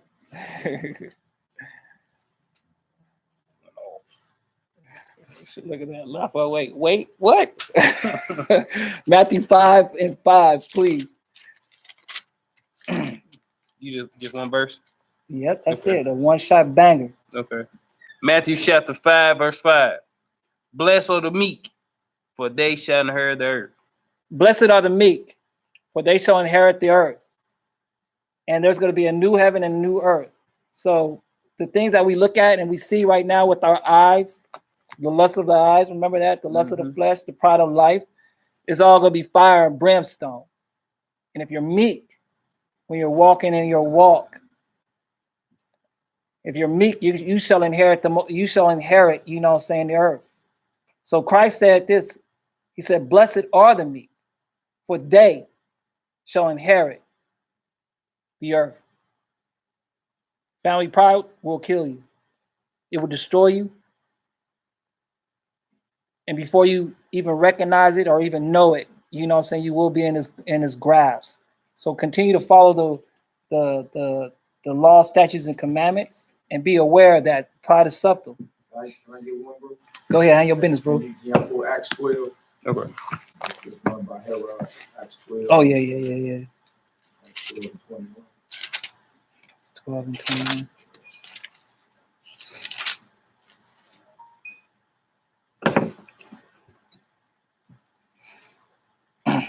Go ahead, bro. Acts chapter 12. Yeah, 21 through 24. Okay. Acts chapter 12, verse 21. And upon a set day, Herod, arrayed in royal apparel, sat upon his throne and made an oration unto them. And the people gave a shout, saying, it is the voice of God and not of man. So Herod sitting on his throne, he's arrayed in royal apparel. So he's decked out. And he made an oration, unto them. So he spoke to them. And it says in verse 22, and the people gave a shout, saying, it is the voice of God and not of a man. So now you already know that this wasn't Herod the one that beheaded John the Baptist. Mm-hmm. So now this wicked bastard, is thinking to himself, all high and mighty, decked out. The people, gave an orientation. That's like for me. I'm sitting here or whatever, not talking to y'all. I give an orientation or whatever, not thinking that, I did a good job, this and all that or whatever. Now I'm thinking, I'm somebody. But this guy, he went even further. He's like, oh, it is the voice of God and not of a man. So now he's thinking to himself, I'm a God now. Go ahead, read on. And immediately the angel of the Lord smote him. When? Immediately. The angel of the Lord smote them. So now, wait a minute. So how can and the people gave a shout saying, it is the voice of God and not of a man. So now the people are saying this or whatever the case may be. Immediately the angel of the Lord smote him. Why? Because he gave not God the glory, and he was eaten of worms and gave up the ghost. Ooh. But the word of God grew and multiplied. Ooh. So the reason why that happened is because he didn't give God the glory. He didn't give God the glory. And in that moment of pride, the Most High took his life immediately. Well, that's it, family. If y'all got anything else to say, you got anything else to say or whatever, not add or whatever, not. Just all praises to the Most High. And do glory. See, Herod got destroyed. Yeah, most definitely. Speaking and letting people say that. Mm-hmm. Let us know. Always give glory now to the Most High. That's right. Yeah. That's right. Take credit for nothing. Nothing. No thing. Man, me and brother just sitting here just talking about that. Yeah. It's crazy how the spirit moves. We just sit here talking about it before the class started. We were just like, Why do we tell each other, like, okay, like, for example, if we reading for each other, just like, you know, Toda for reading for me or Toda for doing this for me. At the end of the day, just like, we like telling somebody thank you for like doing your job. So we just like, from now on, like, don't thank us for doing our jobs. Like, thank the Most High. It's like, look, we just this is our job. It's like when you go to work, we don't look for no, you know, pat on the back for thanks for coming to work today to Good clock job, in. Thank you know, like thanks. Like, nah, it's like, look, all praises to the Most High. It's like your job. That's right. You know what I'm saying? All praises to the Most High and His only begotten Son. Tomorrow, you look forward to another lesson. And y'all be wary. You know what I'm saying? Be wary of that spirit of pride, Right. man. I'm talking, and I'm really talking to some of you brothers around here. As well as myself.